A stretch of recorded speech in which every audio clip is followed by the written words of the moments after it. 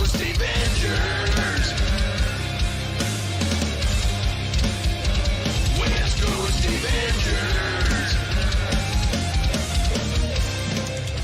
There's only one mantra that you all need to know. That's that one over there.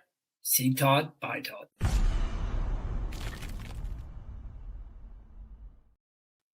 Hello, my friends. Good evening, everybody. It's West Coast Avengers. Old man beard, bald baby head. Ha. God, I'm getting too old for this shit. Good evening, everybody. It is a Wednesday of Chat and Chill. I don't remember the last time I did one of these. It must have been when I got back from OAX. I don't know. Call my assistant and ask, because I don't have the answer, and I can't even find my assistant because I'm looking at my wrist and she's not there. She doesn't even exist. God, this is a wormhole, and it's already starting to get deep. I do not, Chris. Let's say hello to some friends in the chisel, and the chisel is the chat, and the chat is where it's at. BB Holics in the house talking about going to a dollar comics show called Chud in Pennsylvania, unless he's inside somebody named Pa, which is just weird. My friend, Mr. Comic Tropes, Christopher Piers is here. It was nice. I had a brunch with him and another one of the Dave Angelinos, John, today, and it was nice. Let's get this light kind of away from my eyes. My damn eyes. Oh, damn these eyes. And it was nice seeing him, and now he's in the chat. He's editing his video. You should check out Comic Tropes if you've never checked out Comic Tropes. That's some weird thing if you've never checked him out. And also, he's got another channel called Comic Tropes After Dark, which has a live show called the Monday Spinner Rack, where he does news, reviews. He gets taunted in the chat by a Jew. And he also does some, talking and sketching and stuff like that. Christopher Deschambeau is in the chat. Chris, how are you? I like saying your name, as obviously you can tell. Rami's in the chat. What's going on, Rami? I hope you're well. Ian Gonzalez, what's up, Gonzo? I don't have any Fantagraphics books. No, I don't. It's a strange thing. Marco's in the house. The Dave Angelinos are in the house, and Marco is one of them. Yeah, this is always fun. There's a lot to talk about tonight, too, because there was the video that I dropped. Hello there, Paper Plastic, aka Jacob, aka maybe also Sloth. Wait until I give you the goddamn hair plugs. That's right. Good, right. That was actually, that was, I think that was his dad's house, or maybe it's the house that, they were taking care of his dad. His dad's old. So yes, why not? What's up, Tony? And just want to call out that my little girl will get accepted to. Oh, hell yeah. Congratulations to your daughter and to you for raising an artist. I don't know why I stopped on that word. I was going to say an art savant, and then I just said, all right, whatever. I'm just going to stop. Creators like Chris Claremont, Art Adams, Brian Stelfreeze deserve better convention to attend than ECCCCCC. It's a good question, right? Like Claremont had Prince, Adams had some stuff, but a lot of it was variants. I mean, the sketchbook, but that was already signed. So yeah, I don't disagree. We'll talk about that a little bit more today because what's up, Rich? That video, it's interesting. Jacob, Mr. Dr. Jacob right here. He was like somebody I talked to because we were all at ECC together on Thursday, and when I hit him up on Friday and I told him that I made the video, and we were talking about do I put it out, and what you saw wasn't the complete recorded thing. Like I did about 23 minutes, and I had to edit it down I thought it needed to be a little bit shorter, but I also had to edit it down so that it didn't seem like I was like super angry. But it's just annoying. It's just annoying. But the response to it was amazing. Even the people that nobody really disagreed with me. People did have some points that they disagreed with, but what I really like to see, and we know as human beings that unless you're 4 years old, and I don't think there's any 4-year-olds in the chat, that you've been using the internet for a while, And we know that the comment section is usually where the degenerates will say degenerative things. And I gotta say, in that comment section, I was just really surprised to see uh, people expressing their opinions. Jim Zub was in there. He countered it, but he's a creator, so what he experienced is different than what some of us that are looking for comics experience, or some of us that are looking for, I think the biggest takeaway from what I saw on that Thursday, and I think that was maybe my seventh or eighth, maybe it was even my 10th Emerald City Comic Con, and I've done it on every side. I've been the fan. I've worked at two different booths. I worked at Dave Korea's booth, and I worked at the Comic Book Legal Defense Fund booth. And I just the way that it's laid out is gotta be one of the biggest frustrating things, because if you're talking just Artist Alley, they need to let those aisles breathe, but like organize it. I said when we were having brunch today, it was me, Chris, and John. We were saying, and I think all of you in the chat, no matter which way, whatever way you collect, there is a part of collecting, whether it's comics or not, but there's a part of collecting comics that helps soothe the brain. Whether you have like OCD tendencies, whether you're, something in your personality, in the organization aspect of it. And it feels very disrespectful to have such a disorganized Artist Alley. It feels like they don't give a shit about the actual, like, what kind of niche collectors fall into. There is some tendency in there, like I said, whether it's an OCD tendency, whether I have a very organized brain. So I like things to be in a certain way, but they don't affect me. I don't know what it's like to have OCD tendencies, but I just naturally have an organized brain. So when I think about how the Artist Alley was so fucking disorganized, like that just feels wrong to begin with. Last video seems spot on for the direction some cons are going. Hot topic shit. Yeah. It was MallCon at best. It's a good point. Last year at Heroes, I kept going back to the Peenies. Yeah. Well, there's that, right? Like you're picking stuff up on, and the way Heroes is organized now, that convention center, it's an L shape, right? Or it's a J shape.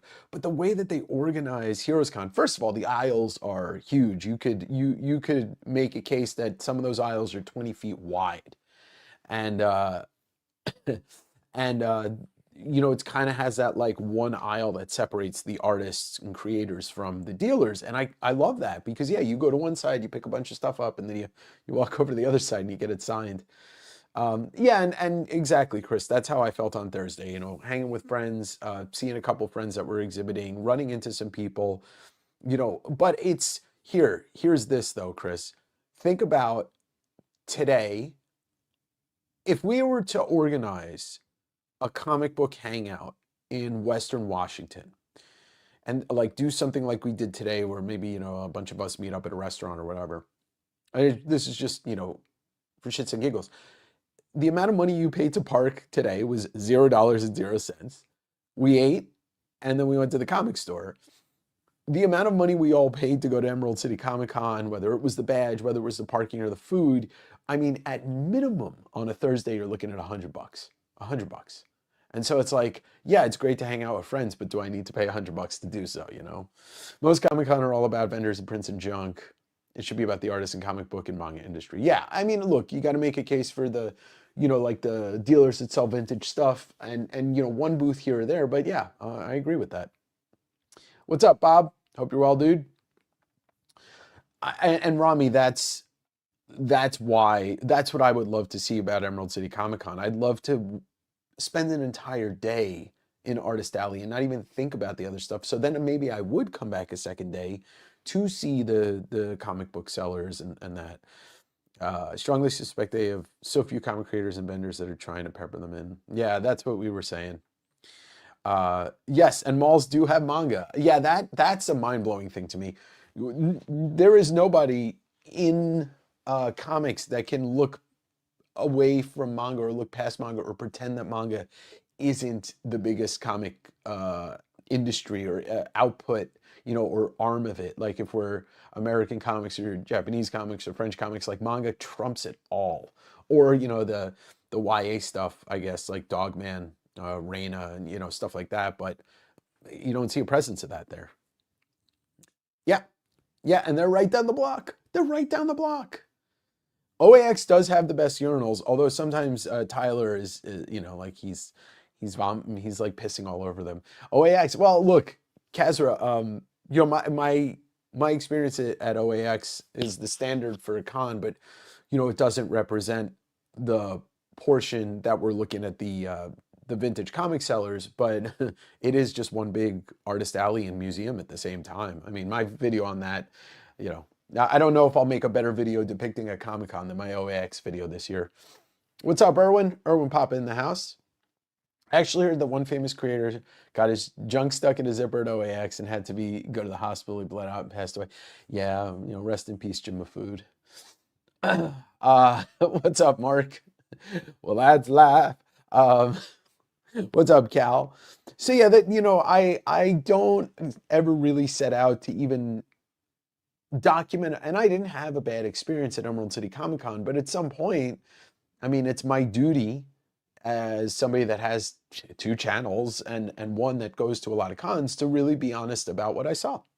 And, that had it been a little more organized and had there been more comic dealers and less T-Mobile booths and stuff like that, I probably would have made the last 2 years at Emerald City, I've made videos. So this was the 3rd year in a row. And the previous 2 were mostly positive. So, yeah. Hell, I blew $700 plus 13 regular eBay is a great way to find.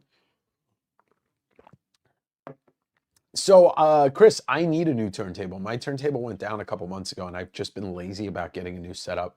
But, I still have like 900 records or something. I'll probably do a video of that at some point, maybe on Direct Edition. Yeah, it wasn't bad, just disappointing. But the manga thing is kind of mind-blowing. The Kinokuniya thing is kind of mind-blowing. Cam, what's going on, man? So those last two videos, if you haven't watched them, the OAX video is an experience. You're getting almost 2 hours of me filming there. And then the ECCCCC video is just me talking. Cons need to find a way to reward or treat cosplayers well. Well, I don't, especially Emerald City. I think I was talking about on Paper and Plastic, the show on Monday night, about how the one thing that I really used to love about the first couple of times I went to Emerald City, which I lived 3 blocks away. I lived on Bellevue between Pike and Pine.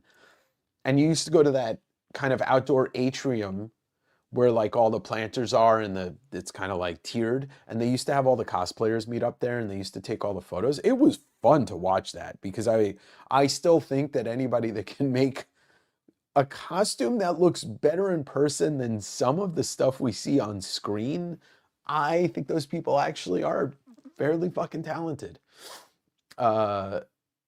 Yeah, too niche. I don't think record collecting is as niche as you think it is, Rami. Especially in the last 10 years, maybe in that late 90s, very early 2000s, it started to become niche as the record industry, the music industry pulled away from vinyl.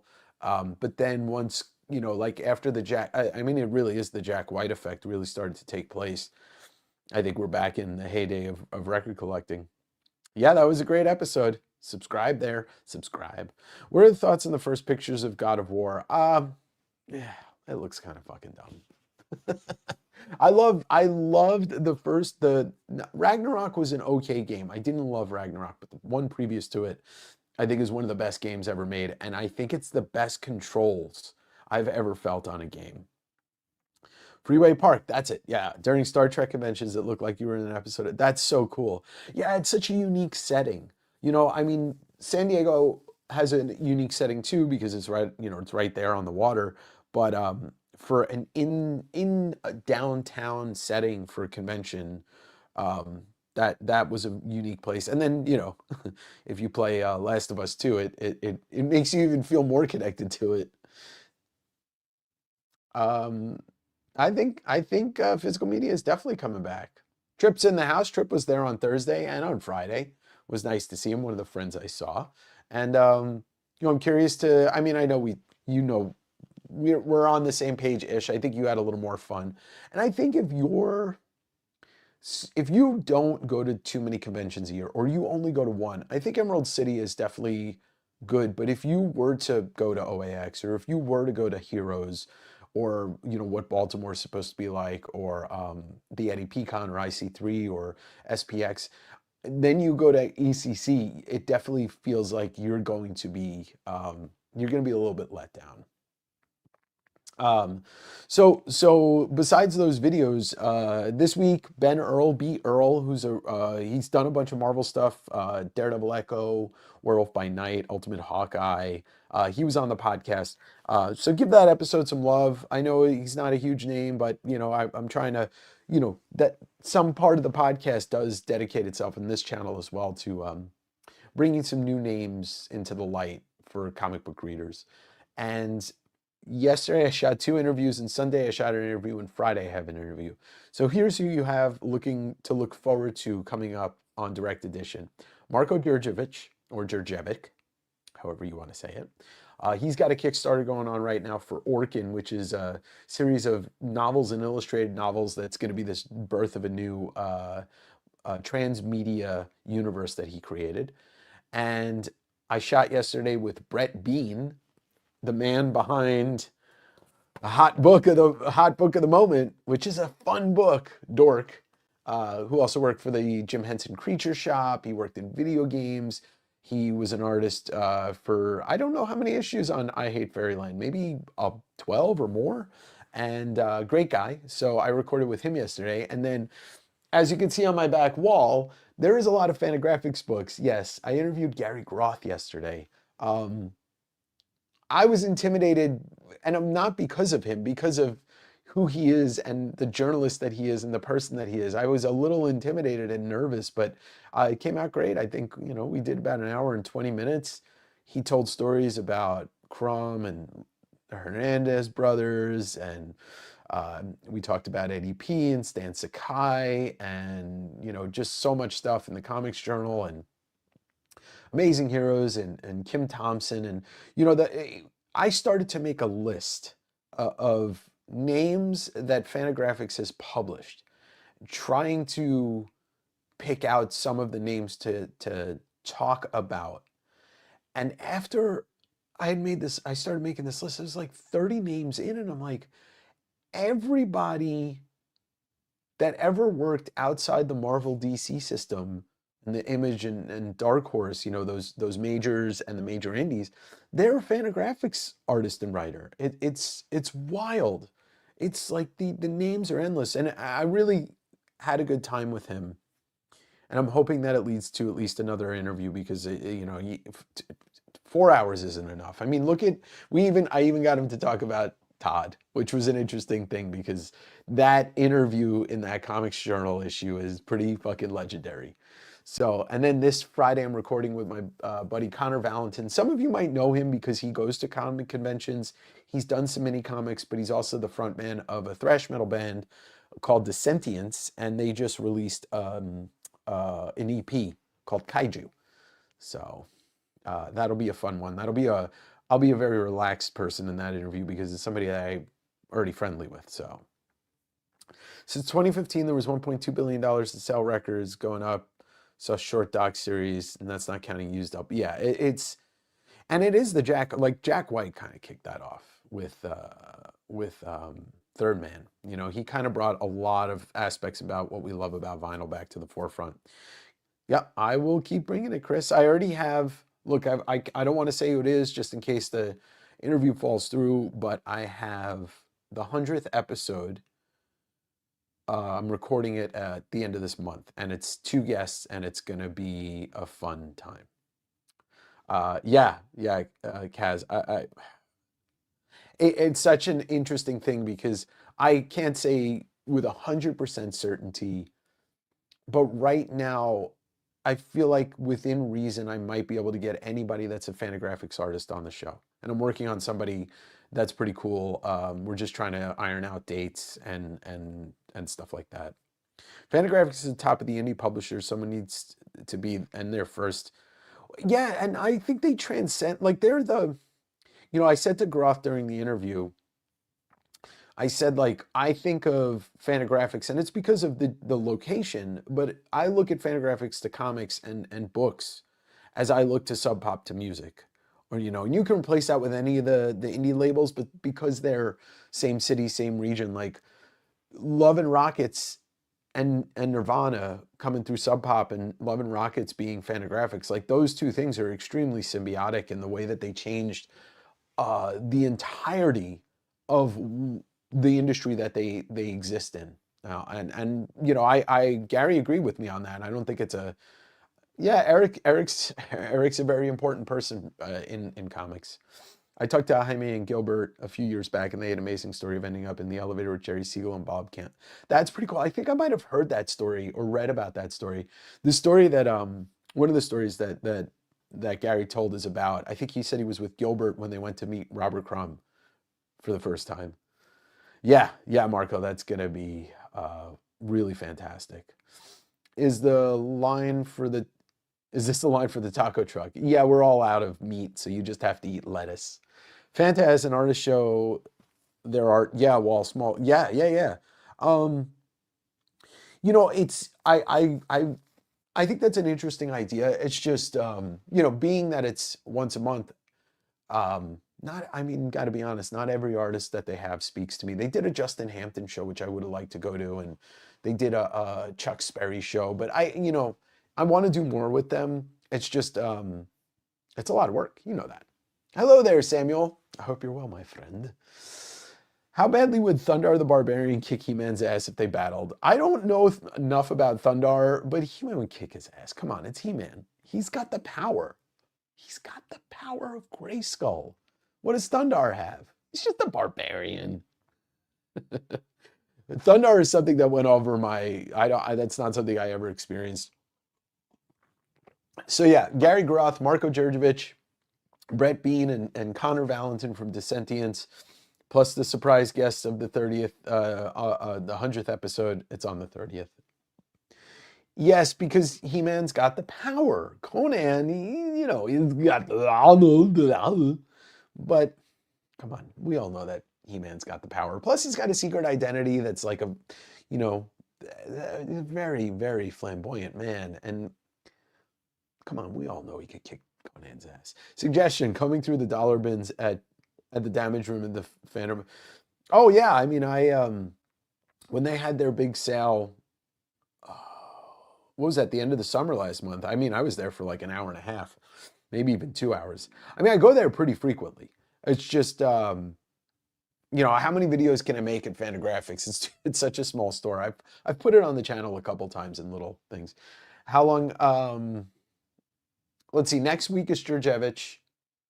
I think Groth's going to be 3 weeks from now because I want to put the Brett Bean episode out because Dork 2 just came out. So it'll be nice to have it like right before the third issue comes out. Yeah, I mean, I always have been. That was like the first, because Star Wars came out, the first movie came out in 77 before I was born. Empire came out like when I was barely 1, and then Jedi. So my first toys that I cared about were Star Wars. But the first thing that I collected that I watched from the beginning was watching the animated show and collecting the toys. So that was my first love that came out while I was alive. Whereas Star Wars, I mean, that shaped my entire childhood though. So, oof, oh, it's tough. It's tough to battle with that. Yeah, we did. Right, you did. We did a short run on both of our channels. Yeah, you recorded me digging through. I put out that episode, and then you talked about it that Monday night. Hey, wait, Video Homicide. Oh, Canada, where I would like to live. They're making Heat 2 movie. Yeah, well, I that's a book that I forgot that I wanted to read because Michael Mann wrote the book that came out like what, a year and a half ago. So I definitely want to read it. I saw they've got Brad Pitt and there's somebody else attached to it. Speaking of sword and sandal comic characters, you're King Conan. Yeah, I know. Y'all aren't gonna like me, but here's my hot take of the night. I was never a Conan fan. I'm a Schwarzenegger fan, but I never really connected with Conan. Sword and Sorcery, or Sword and, Sandal, like that stuff never really, like He-Man is the closest thing, but that's mixed elements of sci-fi and barbarian type stuff. Heat's the greatest heist movie of all time, and has, I think, unarguably, I think it's pretty solid that the last 45 minutes of that movie are maybe better than any last 45 minutes of a movie. But it's funny, my favorite Michael Mann movie is oh my God. Boom, it just went pew right out of my head. Oh God. Tom Cruise and Jamie Foxx. Tom Cruise and Jamie Foxx. Yeah, I can't remember the name. You guys will say it. Hello there, John. Another Dave Angelino. Cool. Yeah, I'm definitely gonna pick it up. Yes, we love John Carly. Thank you, Collateral, Ian. I think, as good as Heat is, I think Collateral is the best LA movie ever made. I mean, I'll watch it because it's Arnold, and Christopher McQuarrie is extremely talented in everything he does, but it's not. I only saw Manhunter once, but I liked it. Into the Red Sonja, specifically for Frank Thorne's art. Oh, Thorne is great. Thorne is great. Yeah. Ben Affleck wanted to make his version of Heat, and The Town is one hell. That's another movie that I could definitely use revisiting because I only saw it in the theaters once, and it was a very intense and a great movie. That Jim Carrey thing is so weird because it's him. It's so clearly him. Yeah. McQuarrie, really great guy. The best LA crime movie is To Live and Die in LA. I didn't say the best LA crime movie. I said the best LA movie. And here's a trilogy for you, Chris. Collateral, Nightcrawler, and Drive. The three sexiest, most despicable, slitheriest LA night movies ever made. I love, but Thief beats Collateral in my head. Well, I hope that your brain is okay, because that's a lot of beating going on. I'm a Red Heat fan. Red Heat's a great movie. Not one I've seen in a while. I didn't like Ronin when I saw it for some reason. I don't know, there was something about that movie, even though the car chase rivals like every, like some of the best ever shot. I think it was just a plot. Like I liked the action in the movie, but I didn't love the movie overall. Yeah, Drive, Nightcrawler, and Collateral. Watch those three as a trilogy. I do want to say that I am going to be doing a giveaway tonight. I'll show that off let me get that second camera up here. I want people to know that there's some fun stuff tonight. I'm giving away, this is going to be a prize pack, a Matteo Scalera signed Fourth Father preview issue, and a Wayshack signed V for Vendetta postcard. Thank you to both of those gentlemen for donating them. Seen them all, and I get it, but To Live and Die in LA makes so damn industrial and makes it so damn industrial, and everyone is awful, but so damn. That's a movie that came out when I was young. Was that like 85, 86, somewhere in there? So that's a movie, if I saw it, I have no remembrance of it. I don't remember it. That's a crazy movie. 8mm, James Gandolfini and Nick Cage. That's a dark fucking movie. I used to live 2 blocks from Nighthawk Cinema and saw Heat that's awesome, Ian. Hey, there he is. There he is, my nephew. Brunson's in the house. I hope you're well. I mean, imagine I said the opposite. I hope you're shitty. That'd be so mean. All right, Chris, I will review it, or watch it and then review it. Repo Man's great too. Repo's awesome.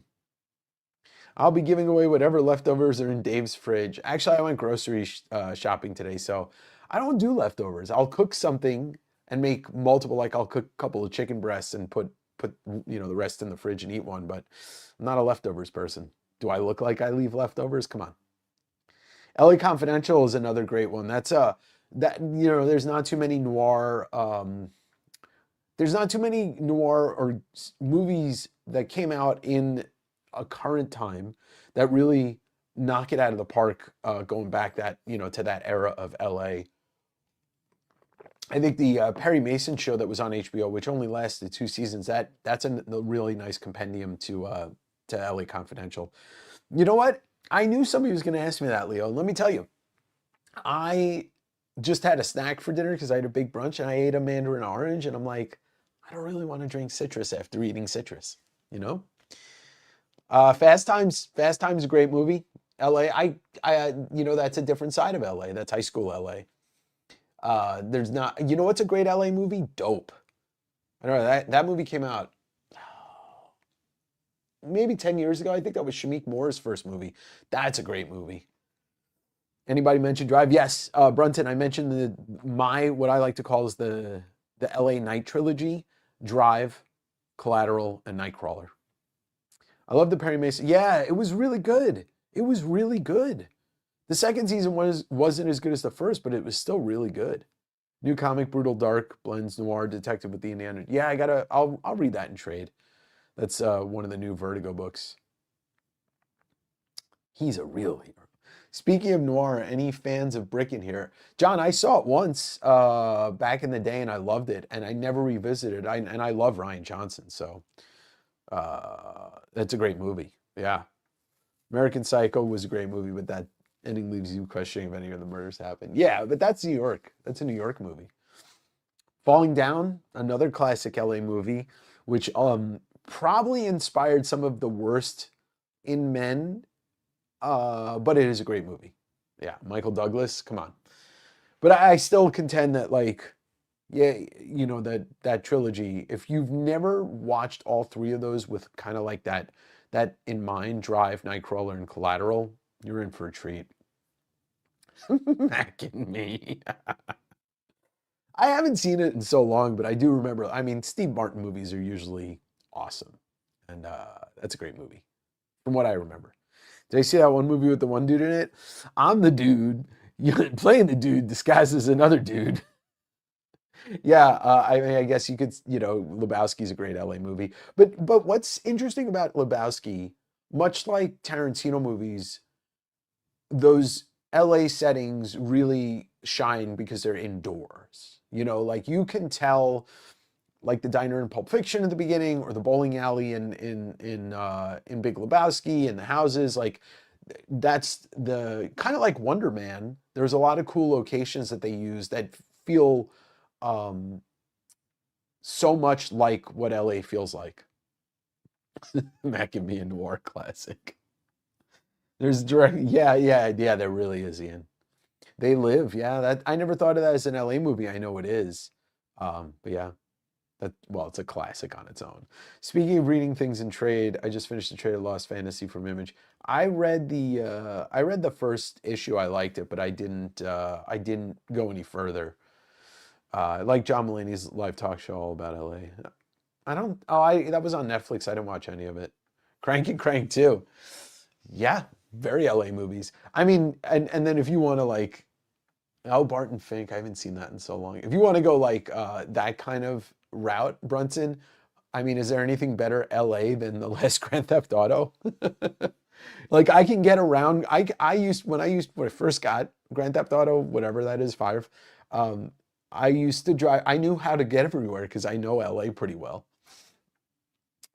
And people sleep on the first Crank movie. I love Crank.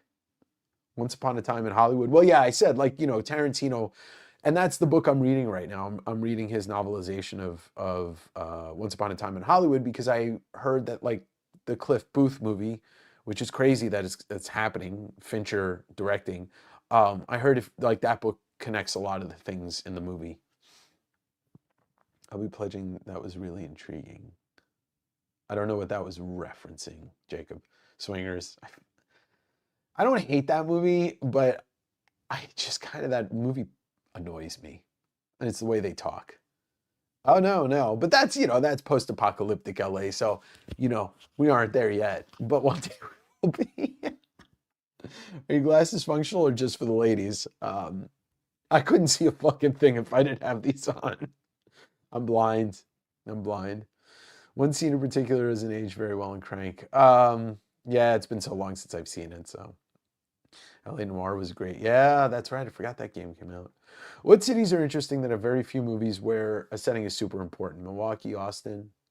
I think Pittsburgh. Pittsburgh only has a couple of movies. I think Pittsburgh has a very interesting setting. Seattle, dude. Because they refuse to give a tax break.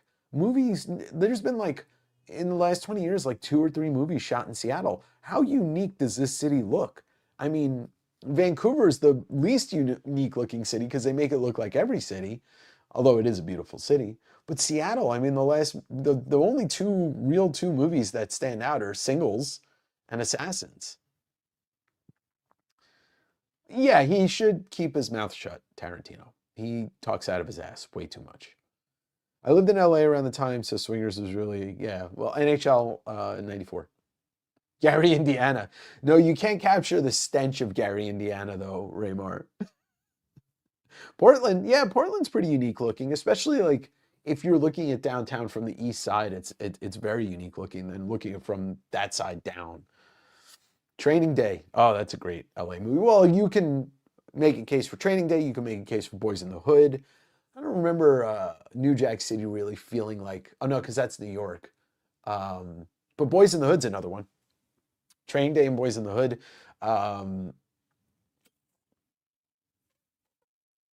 Yeah, if you've never seen Dope, check that out. Never been a GTA guy. Yeah. Twilight. Twilight was shot in Forks, though. That's not Seattle. It's not even close to Seattle.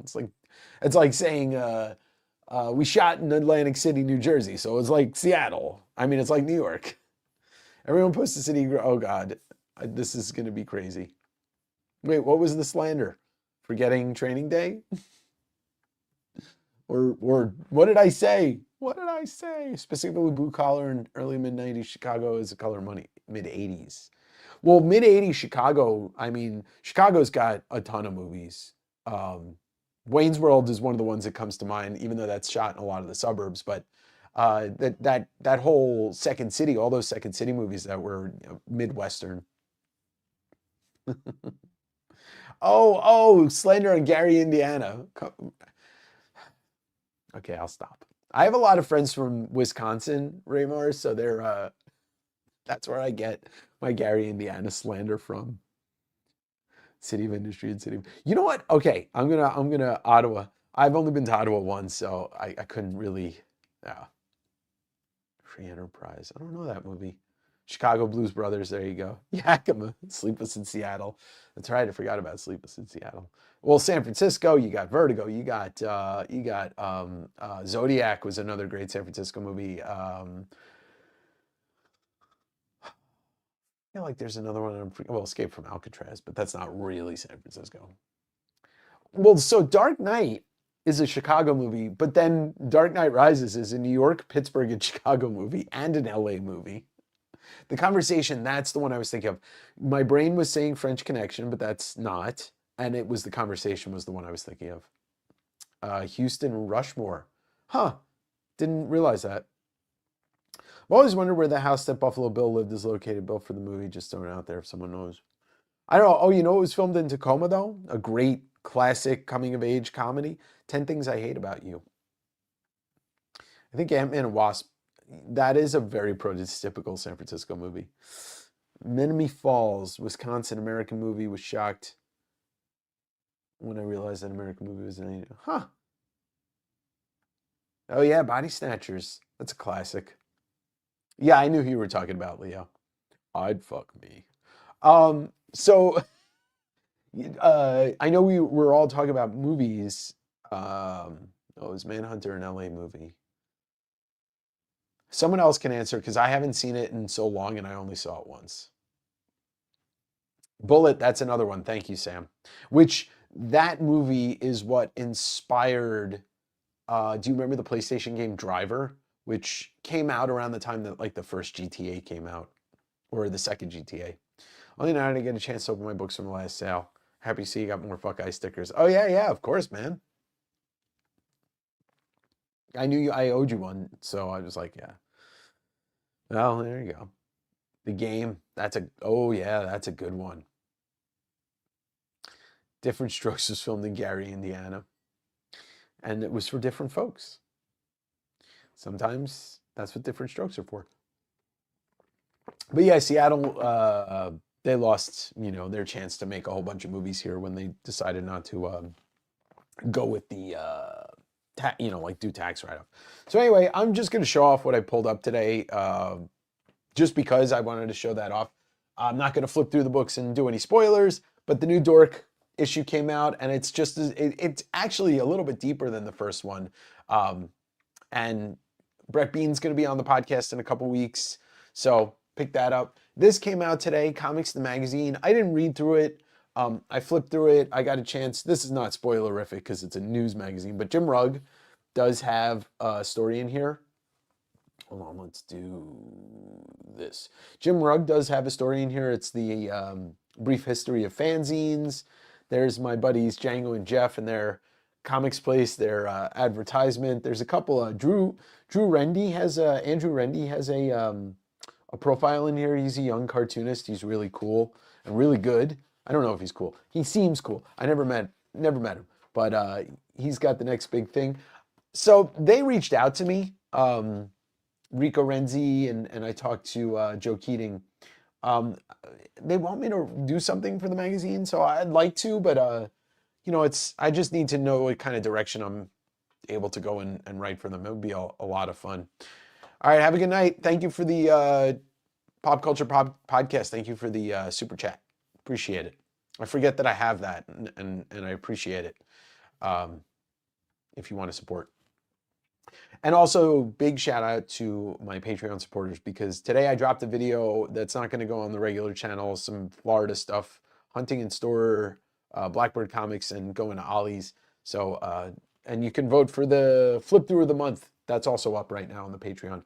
The link's in the description below. $5 a month gets you a bunch of videos and helps support the channel. Yeah. Oh, Jacob, if you want, I can hit up Stargazer tomorrow and see if they have any copies left. I read this. This was a lot of fun.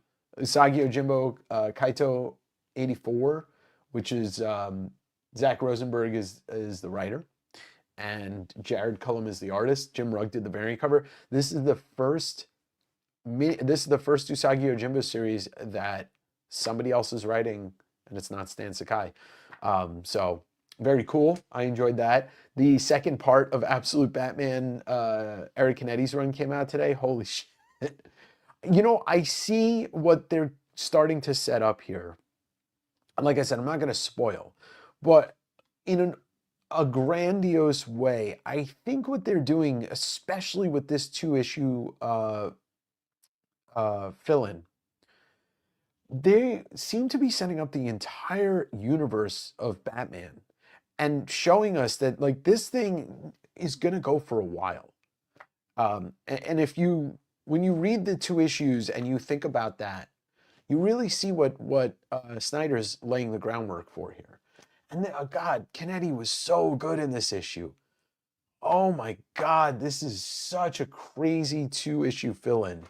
Yeah, Random Access, I just don't want to talk spoilers. I'd be happy to on the next Wednesday, but I don't want to spoil this for anybody that hasn't read it yet, because it just came out today, But you can, of course, yeah, Jacob. But if you agree with me, let me know if you agree with me. Like, this 2-issue fill-in is showing us that there's a lot of storylines that are going to happen. It's not like doing this thing where it's too many storylines happening at one time. It's just showing us where stuff is leading. I'm going to talk about these in a second. I don't know if Jeremy's in here, but we'll talk about that in a second. Ordained 2 came out. I haven't had a chance to read this yet, but, I enjoyed the first issue a lot. I had Robert Venditti on the podcast like 4 weeks ago, and so excited to see what the action brings in that. And then I'm finally going to read this. I know, not only did a lot of people say it, but Chris, this is like one of his favorite series in the last year, maybe even more in the last 5 years. So the second one just wrapped up, so I'm going to read the first one. I kind of just know a little bit about it, but I stayed away from really hearing anybody talk about it in detail beneath the trees where nobody sees. So excited to start that this week, and I'll probably finish it this week. All right, so look, here's the thing. All right, now, I know some of you probably groan when you see the name VeeFriends, and it's Gary V. I'm not sure how I feel about this, but this issue of VeeFriends, I do know how I feel about it. This is issue number 12. Jim Rugg wrote it. and he asked our friend, one of the best people in the indie comic scene right now, Jeremy Heiler, to illustrate it. And Jeremy's a personal friend. I love Jeremy. I think Jeremy's not just a great person, but Jeremy's a great comic creator and a great artist and writer. And so, I want to support my friends, and I'm interested to see what I pull out of these, but I want to read the book. And issue 11 is, I think the whole thing's illustrated by Jim Rugg. If not, I think it's partially, there's a story in here that Jim did. I don't know much about the Gary Vee guy. I've tried to listen to him talk. He is not my thing. But what's happening right now with VeeFriends, if I look at it from the viewpoint of, would I support my friends no matter where they are, as long as they're not doing anything. Like if one of my friends is like, I'm joining ICE, I'm gonna be like, go fuck yourself. I'm never talking to you again. But when it comes to art, I want to support my friends. And so I'm excited to open these. I'm gonna open these all tonight just because I thought it would be a fun thing to do. And like I said, I don't know much about the Gary Vee guy. That I stay away from people like that because, people that talk like this all the time and don't really say anything, they like sound like they're being very enthusiastic and giving you advice for the rest of your life. I'm like, no, it's not my thing. Okay, cool. Yeah. I mean, I like the first issue, so it's not gonna scratch the Catholic itch in me because I'm Jewish. From someone who hasn't read or buying anything absolute baddie, what is your call? By the singular issues? Oh, Leo, just get the trades. If you want to read it, just get the trades. I am all about reading and trade, but because I do what I do, I want to buy the single issues. I want to enjoy it in a weekly format, but at this point they're on issue 18, 18 came out today. So might as well just read it in trades. 2 trades are already out. Yes, I think so. Exactly. I'm going to support my peoples no matter what.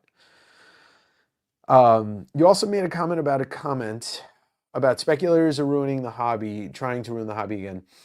Oh yeah. Yeah, well, so I'll talk about that.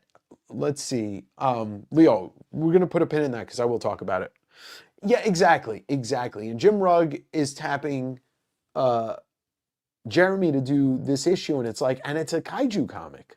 So let's take a look at what I get in here. Obviously, I would love to just have, I know you can get an Attack Peter cover, which is cool. I'd love to get a Jim Rugg sketch cover, but mostly I just want to read this, and I want to get Jeremy's covers. So I don't know. All right, so that's Jeremy's regular cover. I guess that would be considered the cover A. And Jim wrote it, and it's like, I mean, if you haven't seen Jeremy's work in person, or you haven't read any of Jeremy's Batman bootleg books that he did, or the one he made about his grandfather and Alzheimer's, I think it was grandfather, not his uncle. And now he's working on his own creator-owned book. So more power to Jeremy for getting this as a gig. I want my friends to succeed in whatever they're doing. And I'm not judging. I don't judge my friends by the way that they have to get their art out there. Like I said, as long as it's not harming somebody, then let's go, as the kids say, let's go. Oh, there it is. That's the Attack Peter cover. I don't know much about him. I know he was on really shitty condition this thing's in. Not shitty, but this thing is far from it. Yeah, they don't really package their books well when they send them out. But Attack Peter's a great designer and artist, and I know he was on Ink Pulp, and he's got a really nice sense of design. And let's see, what do we got here for this one? Yeah, if you're listening, anybody from VeeFriends, maybe use some cardboard to make sure that these things don't get messed up in shipping. All right, and then we've got Jeremy's issue. So I will definitely be writing them an email because, like, this thing's got a just some creasing, no color ticks, but like, this is some shitty product shipping anyway. Yes, I hope they're getting paid well. And I think they are. I don't ask people that stuff, but Chris, you know that. You're the same as me. You wouldn't be asking unless somebody offered. All right, so this is issue 11, which I think is all Jim, or maybe it's got at least one story by Jim. It's got a bookmark. Script by Jim. Okay, and Ben Perkins is the artist on this. Okay, I thought it was all Jim's art, but as long as Jim's got a hand in it, he's one of the creators that I would like to, read and take in all of the stories that he's written and all of the art that he draws. And then there's the same cover again. So, yeah, I'll be writing an email to them because I'll tell people the honest truth. Those books were $25 each because they do the blind bag thing. It's like cards, and it's like I don't really want to buy comics that way, but I also would like them to be in really nice condition when I get them. So I'll be writing a nice little Davey, strongly worded, what's the word? The kind of like stern dad email. I'm really good at that. My dad used to do that stuff all the time, and we've gotten airline tickets refunded because he knew how to write a complaint letter. Okay. I'll do this giveaway in a second, but let's go back to what Leo said, because this is something to talk about. It's something that I rage hard against, as you all know. There's Comic Tim, and we'll hear from him soon, I'm sure. Maybe not tonight. But with Dork, when Dork came out, oh, of course. Yeah, well, I'll talk about the Weapon X book. Yeah, Travis, no problem. So yeah, when Dork came out a couple weeks ago, and I don't have the first issue on me, it's in the other room, but this book, when Dork came out a couple weeks ago, it blew up like nobody's business, and it was very interesting to see. And I talked to Brett Bean about it, and nobody really knows, or nobody that's involved in the book knows why. I looked at the book and I was like, well, look, and I said this to Brett. I said I could see when I opened up and I read Dork, this could translate to an animated movie or an animated show. And maybe people blew it up because they're like, oh, this is going to be the next big thing. And then the next week, White Sky blew up. White Sky #1 from Image Comics. And then it was the last week. It was the one that Wayshak did the cover for. I can't remember the name of it. I have it too, and I can't remember the name of it. And then this week it was something called Tigress. It seems that the speculators who, and this is just my kind of theory, but based on being and doing this for the last 5 years, the way I'm doing it, and also being there in the 90s too, like you were, Leo. It seems that people are on Whatnot, and maybe there's some influencers that are hyping these books up, and everybody knows when it comes to Image and the small indie publishers that even if they're expecting a book to be big, like Battle Beast is an exception to the rule, or Saga, but if they're not even expecting a book to be big, but if a new book's coming out, they're still only printing maybe 10, 15,000 copies. Dork, one. I mean, it's not like Brett is, a Robert Kirkman or a Ryan Otley name. He's been around and he worked with Scotty, but nobody's expecting to sell 10,000 copies or 15, however many thousand copies they're printing as a first printing. So all it takes is a couple of people to say it out loud in front of an audience, to get together with I don't know if this is the case, but it seems like it is. Either way, I will say this. I have not read White Sky. I didn't read any of the others, but I read Dork because I met Brett in Japan, and I knew this book was coming, and I heard him talk about it on Ink Pulp, and he talked about it in person. I knew it was going to be a fun book. So to me, if what's in between the covers is amazing or fun or entertaining, then more power if it is naturally happening, and I hope it is. This Dork was a lot of fun. It's a cartoon violence. Like, who doesn't like cartoon violence?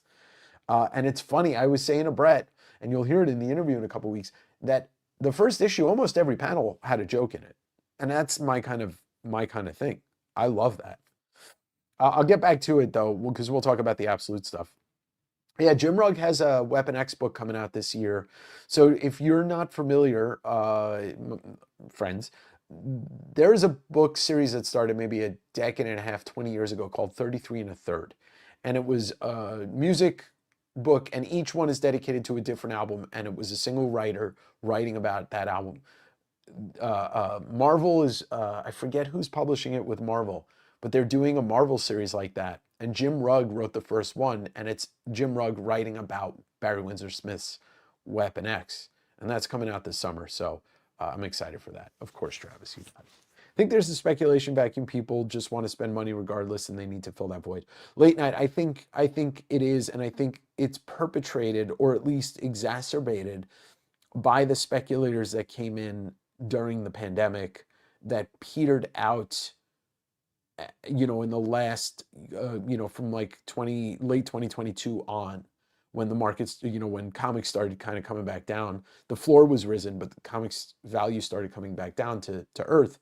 And I think those people are back. I think some people have said that I've talked to, like, they went to Pokemon and now they're back in comics. Spec for movies and TV shows is a great way to disappoint yourself trying to make a profit. 100%. Especially, Chris, because if you think about it, the people that spec'd on the movies are the ones that turned around and said, caused the hatred of them and were so vocal about hating the movies and TV. It's like, which one is it? You want to make money and you want the comics to be good because you think the movies are going to be good, or you hate the movies because you're a miserable piece of shit? Yeah, I didn't have a chance to read it. I mean, I don't, I don't know anything about it. But Travis, if you enjoyed it, that's right. That's all that matters. We all have a shame box filled with spec books. I absolutely do.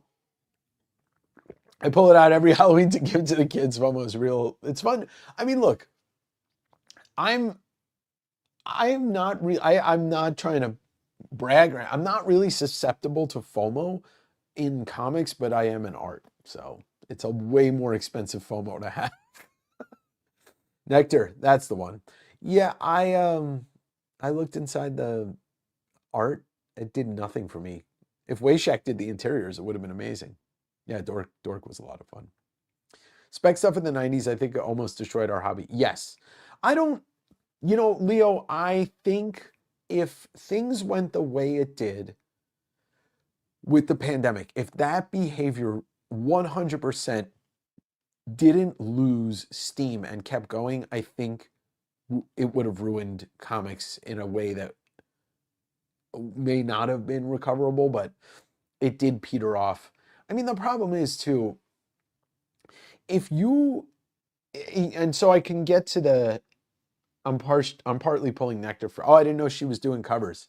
I saw some of her art in person at OAX, and I actually would love to own a piece, one of her horror things. Oh, all right. Well, if I ever come across a copy, I'm definitely going to read it. But getting back into it, what I find funny, and I don't really take part in these discussions.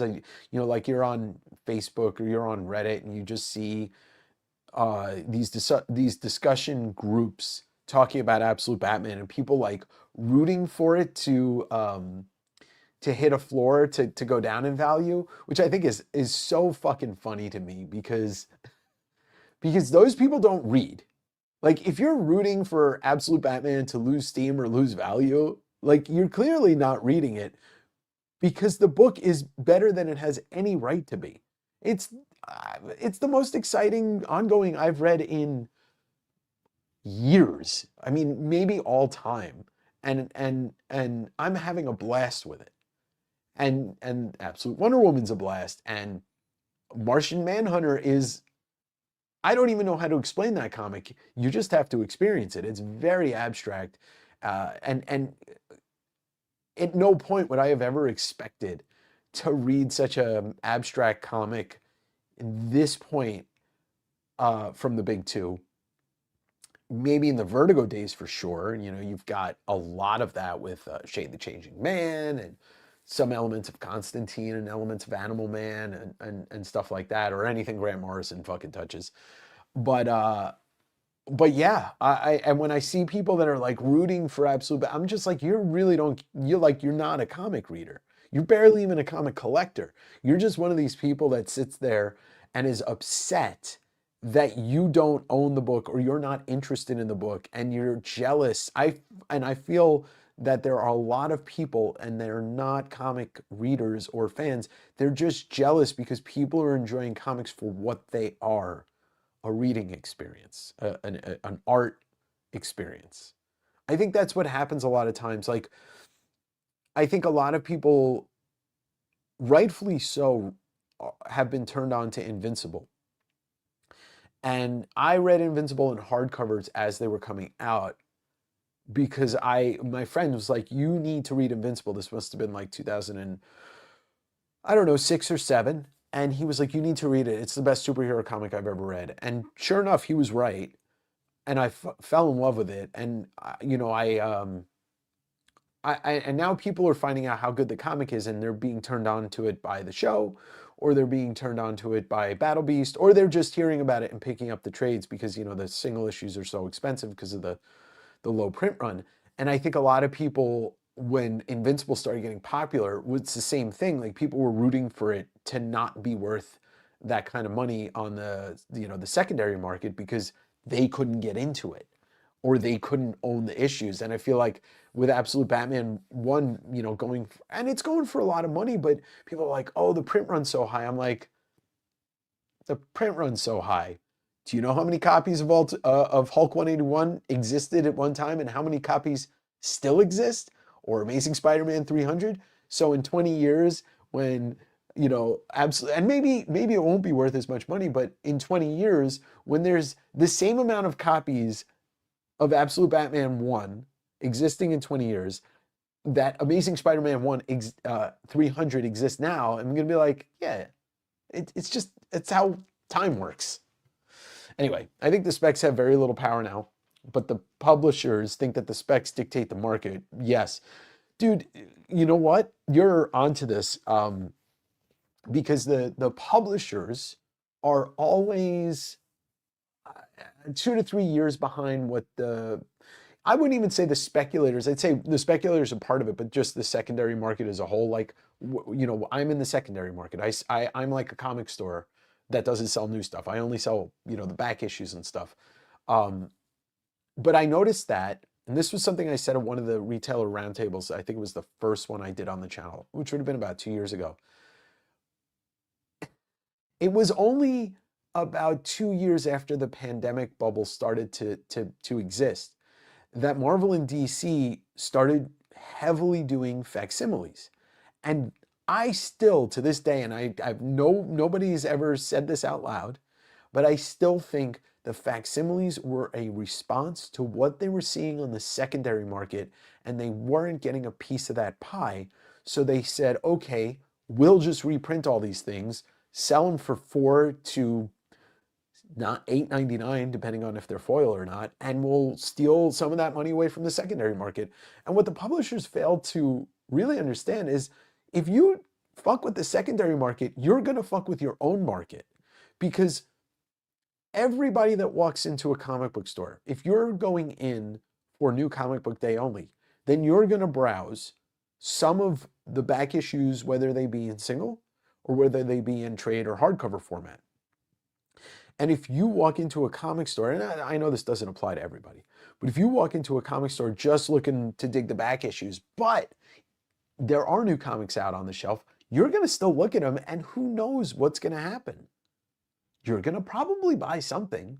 You're going to see some. So like, if you fuck with the secondary market, you're also fucking with every single comic store out there. So the two things both need to exist and need to exist and coalesce. But fucking with the publishers trying to fuck with either of those things, I think it's a bad idea. Do you remember what stylus you had on your old turntable? I don't. I do not. I don't. Not at all, Chris. I wish I could tell you, but I don't. The thing with Absolute Batman is Nick. Yes, well, it's and I think Snyder's writing differently than he usually does. Because if you look at his New 52 run, some of it was a little convoluting. Some of it was confusing. I don't think the storytelling in either the narrative or obviously Nick's art has any convolutedness to it in Absolute Batman. I'm really lucky my LCS is dedicated to selling cover price, all new books. Dude, Trevor, my LCS is like that too. Stargazer, shout out to Damien and Stargazer. If you're watching, Damien, hi. I can't say the same for some of the other LCSs in Tacoma Atomic. It is next level American superhero comics, and it's really merging itself with Japan, with manga. Do I do a pull list? It's funny, Leo. I resisted going back to a pull list for years, and then when I started really frequenting Stargazer again, yeah, I do a pull list. There's only a few titles on it, but I also add stuff all the time because I'm like, oh, Damien, like with Dork, I asked Damien, whatever it was, like December, January, early January, if he could put that on the list for me. So I do go put stuff on and take stuff off if I'm not enjoying it. Whether you're reading or speculating, at the end of the day, comics are selling at LCSs. Oh, Derek, no. I mean, the one or two disagreements that I have with some of the comments there's like 2 or 3 comments in the Emerald City video is there was a couple of people that said comics are dying. I'm like, you might want to take a look at what you're saying there because statistically you're wrong. Last year was the best year that pretty much everybody has had on the books in a long time. Hey, there he is. Brandon's in the house. Brandon Paul. Comic maker extraordinaire. All right, we got 46 people in here, so why don't we do the giveaway? I'll keep talking, but we're going to do the hashtag you're going to use is Davey, Davey. If you put that in, you'll be entered in to win a Fourth Father preview issue signed by Matteo Scalera, the Dumb Shark, and this Wayshak signed V for Vendetta. So you too can be on Wayshak Watch. All right, Chris. Scott Snyder has grown. Yes, he very much has, Ian. Yeah, I've been following his career for a while now. It's over a decade. Yeah. This is what we're all agreeing on. Hello, Rob McCallum. Hello there, Mark Marsh. Davey, hashtag Davey. And yes, make sure that you hit the like button too. If you don't, I will probably cry tonight, like I do every night, in a bathtub of my own tears. I keep a bathtub. I have a shower and a bathtub here, so one of my bathtubs, the bathtub in my house, is just filled with my tears. How do you feel about shops taking new books off their rack and upping the price? So look, Sam, if you're doing it the day of that it comes out, I think that's kind of predatory in a way. But at the same time, like my LCS, Damien said somebody tried to come in and buy 5 issues of Tigress today when it said limited to 1. I think what shops need to do is do that, limit to 1 per customer, especially these indie books. And I think they should take a couple of copies, put them to the side, and make a little money off in it. There is no small business in America that is right now doing so well that they can afford to let other people make a ton of money on the day that something comes out. I can't fault them. Like, I think if you walk into the store and Dork and the day that Dork 1 came out and it was $20, I think that's kind of fucked. But if you walk into a store a week after and it's $20, like, you can't fault the shop for that. You can't.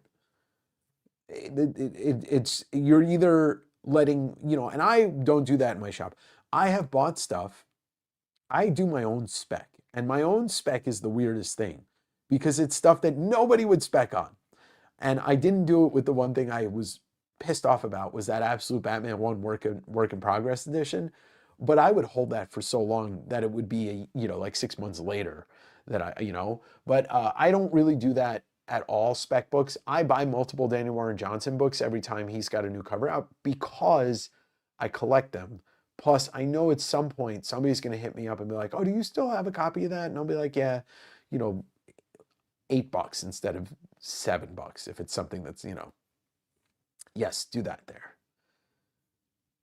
Absolute Crisis. Yeah, I saw that in the last issue of KO. I thought KO was kind of underwhelming, but I guess they're gonna end up doing a crossover, like a full-on crossover with the Absolute Universe, which will be cool. If Snyder's writing it, then it's all his thing. Begorning. Hello, Danny. Or should I say Frodo Danny Baggins?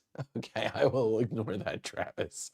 Hashtag Davey, and you'll be entered to win this little neat prize pack. Thank you, by the way, to Wayshack Watch, and Mateo, the Dumb Shark, los Squalos Estúpidos, for donating these. Because I don't mind these days asking the homies to donate stuff to give away on the channel, especially after 4 years of spending my own money to do giveaways, and you know, now that I'm putting some of these, you know, people on the podcast to promote their stuff, I'm like, yeah, that's, you know, that's only fair, right? Are the books behind you for an interview? Yeah, Danny, I interviewed Gary Groth yesterday, and Brett Bean separately. So those two will be on the podcast in the next couple weeks. Oh, yes.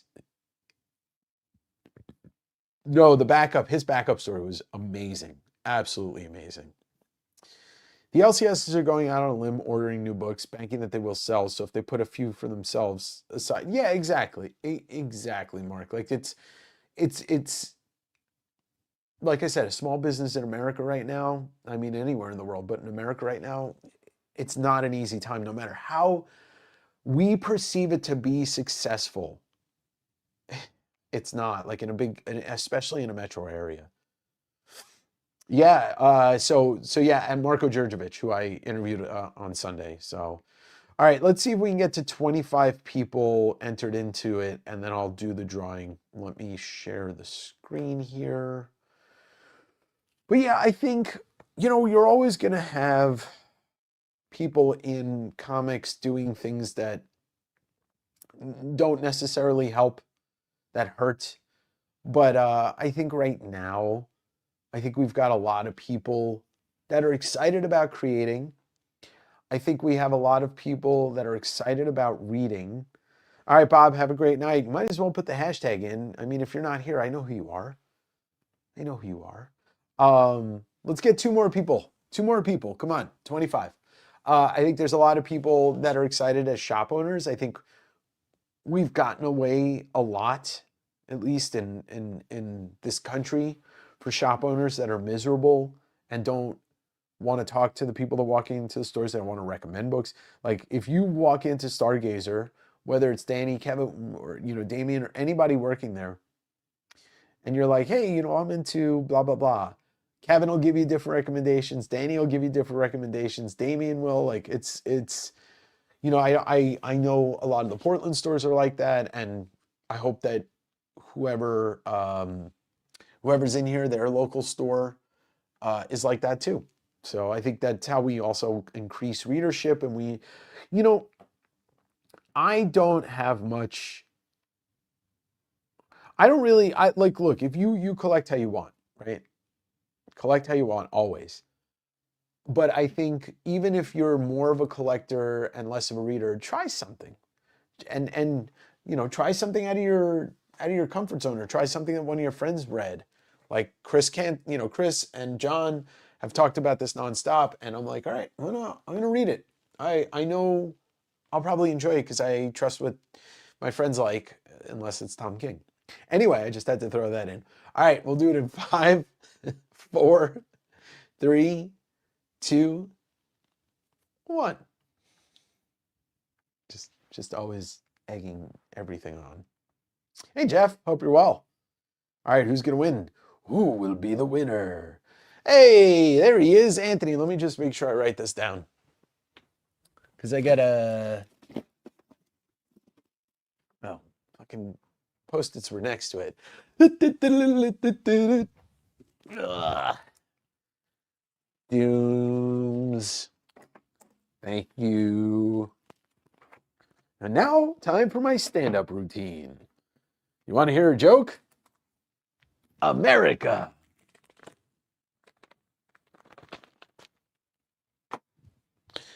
Okay, back to reality. Oop, there goes Rabbit. Oop. Hey, it's me. It's all me now. Yeah. Still gonna go quad. If anybody has any questions, always happy to answer. I will plug the podcast again. Ben Earl was on this week. Last week was I almost said Stephen Rugg and Jim Bissett. Steve Bissett and Jim Rugg. Right? I know. There's got to be the problem is, Gabe, it's like the soundboard has to either be portable and here, or it's got to be on the StreamYard proper so that I just tap a thing and it goes. Anyway, Steve Bissett and Jim Rugg were on last week. They have the Tyrant Kickstarter, which is going live soon. I think they've had a little bit of a delay, but not too much. The Marko Djurdjevic interview will be out on Monday. He's got his Kickstarter for Orkin going right now. I think once people see and hear from Marko and learn a little bit about it, I think there's going to be a couple of decisions made to back that. But then Matteo Scalera's Fourth Father is going live next week. And oh man, you better hope that you beat me to one of those fully painted artist editions, because I'm going for it. Jim and Steve's, yeah, I know. Danny and Starlin was great too, and I mean, even the Sebastian Bach. Like I am still aiming with the podcast in general, and in life, but it's tough. It's tough these days. But at least with the podcast, I'm aiming to make it a weekly bit of positivity for everybody. Hearing from somebody and having a conversation, me leading them to talk about, something in a positive way. You got it, buddy. You got it. Derek, we did a mechanical error and submitted to them. I sent the books back like 3 or 4 days before OAX, so maybe I'll see them by the summertime. But yeah, I sent those books back. I let Taj handle it because I told Taj, I was like, I could just email what's his name directly, but I'm not going to be nice about it. They don't, CGC does not deserve anybody being pleasant to them. Brandon, I'm trying. I even got Gary Groth. Like, I don't think there was too much negativity in that interview, if any at all. I think, thank you, Danny. I think that we could all use it. Like, there's no point in making even like, it's one thing like the Emerald City Comic Con video is not a negative video. It's just criticism. It's very true. It's very true. And I think it's just kind of like my goal is to make stuff like that, is to just lead into a positive conversation about whatever, comics, movies, music. I was a very negative person as a young person, even into my like 20s and 30s. It's yeah, exactly. Like, I'm not afraid of criticism where it's warranted. And I think being critical of a person is not what I want to do. Being critical of a system, a corporation, an industry is very, very much warranted and healthy, or a government for that matter.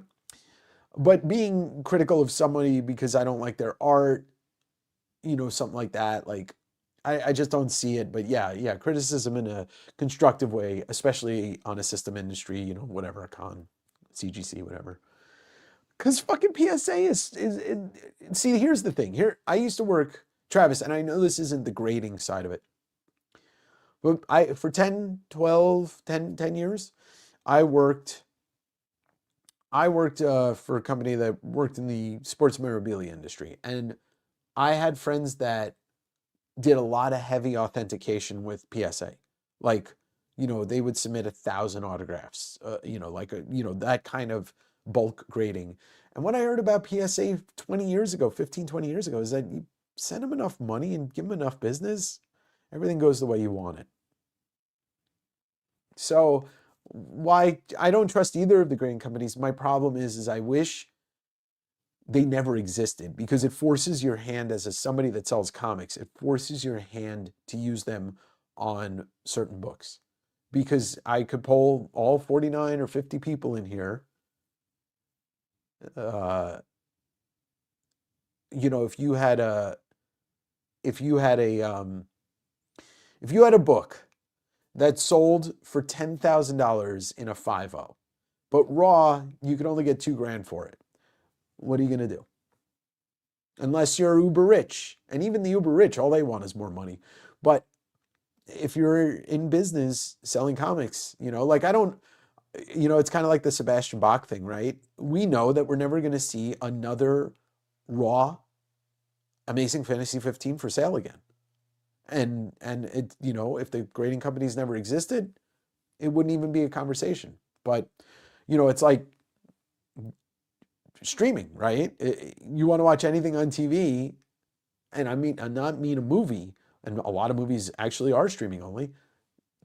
The only way to do it is to take part in the thing that you don't really want to take part in. It's one of the few kind of corners that as a comic seller I'm backed into. So use one or the other, it doesn't fucking matter. They're both crooked. Obviously, there's other so-called comics YouTubers that whine literally really bad. Yeah, no, I could, right? Like, it's very much easy to whine and complain. It's especially for somebody that grew up. I was a complainer as a kid, but no, I have to look at certain things in comics and take it at face value and just be part of it. And then some things I can talk about and push back against. And I don't know if anybody from ReedPop will ever see that video. I imagine that it will get around.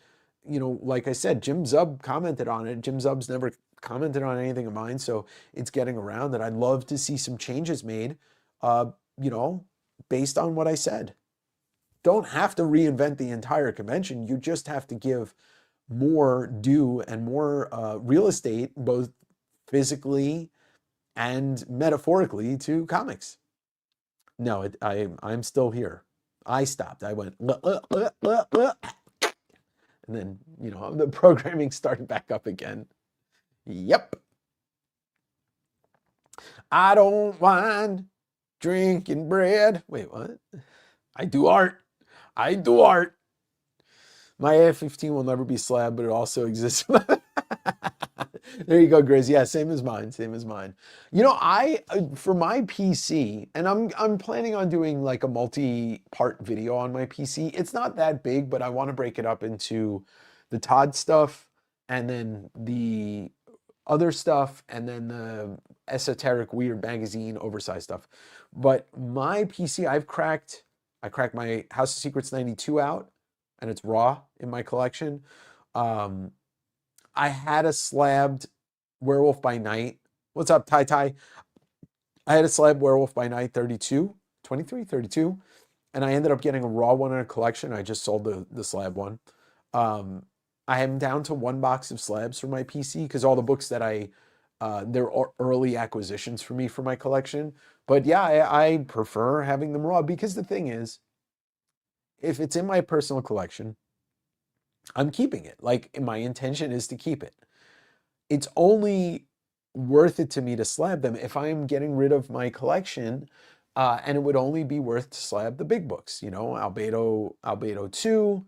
I have a Graphic Fantasy 1. Like I said, a Werewolf by Night 32, a House of Secrets 92. All my Todd books are raw, with the exception of one that I got signed at one of the CGC signings.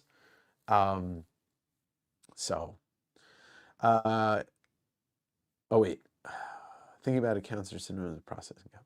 Oh yeah. No, I know who you're talking about, Random Access. I mean, I know a couple of those people personally, and I consider one of them to be friendly, but I don't really dig on his content. I did a giveaway. I talked a lot about a lot of things. I opened up a couple of VeeFriends books to support my homie Jeremy Heiler. We talked a lot about the current state of things. We talked about Los Angeles movies for about 25 minutes. And then we're storming the Bastille. Also, Free Mandela. Yeah, it's storming in a lot of parts of the country, Trevor. Hello, you're talking to Tyler, the Pope. Let's storm that shit. But yeah, I think this week was a fantastic week for books. I ended up reading, like I said, I read Dork 2. I perused through Comics the magazine. I read the Absolute Batman issue, and I read the first Usagi Kaito 84. No, he's in Georgia, so I guess it's storming all over the country. Must be Norman Schwarzkopf. His ghost must be waking up right now. But yeah, and then Tyler, I went through the interviews that I did this week. I got one more left. What else did we talk about? Yeah, Danny, I'm gonna read it either tonight or tomorrow morning. I tend to read mostly in the morning when I wake up, but it's a kaiju comic by Jeremy Heiler. I mean, could I ask for anything more? Look at this back cover. Look at that back cover. It's gorgeous. Oh, yeah. And look at the bookmark. You got a little bookie. Jeremy is such a talented motherfucker. He knows that, but he'll allow me to say it on his behalf. Rainy night in Georgia, exactly. George Gang. Yeah, Henry, a fantastic book. I mean, I'd like to see this stuff be a little bit more accessible to people. I don't really understand making any kind of media, whether it's music, movies, books. I don't understand the idea of making it inaccessible, except when you're, I don't know. I don't know anything about this Gary Vee guy really, so I don't really know what to say, but I think people that know probably could fill in the blanks. No, Jeremy doesn't miss. He definitely doesn't miss. And I would actually love to work something out with Jeremy where maybe his, when he's got Virulent, I forget how to pronounce it, Virulent. When he's got that ready, I'd love to buy, maybe distribute, buy like 30 copies wholesale from him and distribute them through the channel and make that available. I mean, look, here's, all right, we got, what's up, Michael? Good to see you. Yeah, like I said, there's storms all across the country, and southern Canada and northwestern United States, we're getting a lot of wind and rain. Yeah, next Wednesday I'll be doing a sale, just on the 18th. So if you're hungover from St. Patrick's Day, if there's something that you enjoy as amateur hour, next Wednesday I'll be doing a live sale. Plus, for the Patreon, Monday is the exclusive sale. So I do that every 2 months, and it's usually like 30 to 40, 45 items that I've never offered before. The Patreon gets first crack at them. I took this model from Sean from Japan Book Hunter. And whatever doesn't sell on that sale on Monday will come out on Wednesday, as well as a whole bunch of new inventory. I think most of us just love to read and follow comic stories, make us happy, and to me, reminds me of being a kid, getting a book that I've been waiting a month to see what happens next. I mean, look, Leo, I stepped away from reading new comics on a regular basis for a couple years. I was just reading a trade in hardcover. These last couple years of reading stuff on Wednesday and getting new monthlies and then, like picking up a random trade, like I don't think I've been this happy reading comics in a long time. So I feel you. We going sailing next Wednesday though? Yes, we're going sailing on a garage sailboat. I'll be in the Bahamas, just a reminder, so I won't be a reliable wrench. Okay, well, I mean, come on. The fucking Bahamas versus watching my stupid face. At some point, you got to realize you made the better decision. Yeah, it should be a fun one. And the Patreon sale should be fun. I'm contemplating on doing that live, but I'm going to poll the Patreon just to see what everybody feels like. I'd have to agree on a time that makes sense for East and West Coast and stuff like that and in between, but I might just stick to doing it as I usually do it. Still time to join. Exactly. $5 a month. Let me just say, the Patreon, I'm mulling over adding a Discord to the Patreon, but I used to have a Discord that it was just too much for me to even manage, and I don't really want to put that on somebody because no offense to everybody, but like a wrench I can rely on. I wouldn't ask Derek or Tyler or John or anybody to run the Discord. But if it's just for the Patreon, like I think that makes sense. But I'm pretty active in Patreon. Sometimes I'll just write a blog. I'll let everybody know what's going on or things that are coming up, and it's just kind of like the inside of my brain when it pertains to these two channels, Direct Edition and West Coast Avengers. Just want to give a shout out to Batman, Green Arrow, and The Question, Arcadia. Great miniseries, feels like a real throwback to. I was just gonna say, like, is that a old series? Because like that was a series back in the day, or at least Green Arrow and The Question was. Who Random Access? Who's the team behind that book? What's up, Jed? What are we yapping about? I don't know. I yapped about everything so far. New stuff, the con. We talked about LA movies. I'm talking about the Patreon. We're talking about Jeremy Heiler and his VeeFriends book, which I was happy to support. Although I got to say, for the quality does not match the price on what these books look like when you get them out of the blind bags. Well, Tyler, it's been a couple of years and I still haven't seen you come out to the Northwest. So maybe after the Bahamas, you come say hello to Uncle Dave. Gabriel Hardman kills it on there. So I'm assuming that's who is on that Green Arrow Question Batman. Okay, yeah, there we go. Okay, that answered that question. Thank you. I will check it out. I've never read a Green Arrow series, and I don't think I've ever actually sat down and read a Question series. I own a bunch of the issues because Sankiewicz did the cover. Sankiewicz. If you're not a member of the Patreon, you're missing out. Just more of Dave. If you love Dave, you need the Patreon. Plus, look, I've said it before. I operate the podcast at a financial loss. I pay for it out of my own money, like actually significant amount of money, because I feel that one day it will be generating enough money to pay for itself. You got to put money into something if you want to make it work, with the exception of maybe taking a dump. Don't know how I didn't know about the Patreon. Just joined. Trevor. Well, because you were on a sabbatical for a while. You weren't here when I started it. And then you came back and maybe you just didn't hear me talk about it. I appreciate it. Look, I don't take this shit for granted. I say this to friends when we're like today we're out lunch and talking to friends. Like, I never thought that anybody would watch this, let alone listen to the podcast. And now it's growing and it's amazing to see. I'm so honored. It makes me feel really good and it makes me work twice as hard. So were those, no, I bought these off the VeeFriends website. Because Jim Rugg wrote the book and he got Jeremy to draw it. Yeah, we talked about the layout. That was actually like the first thing I talked about at the top of the show, Jed, was the layout and how it was kind of ass. I know, Tyler. I mean, you're gonna be like 6'4", and I'm gonna be like, you're taller than me and 25 years younger than me or whatever. Nope, not at all. None at all whatsoever. Arcadia has been awesome. So that's something I should pick up, and I'm looking forward to. I think the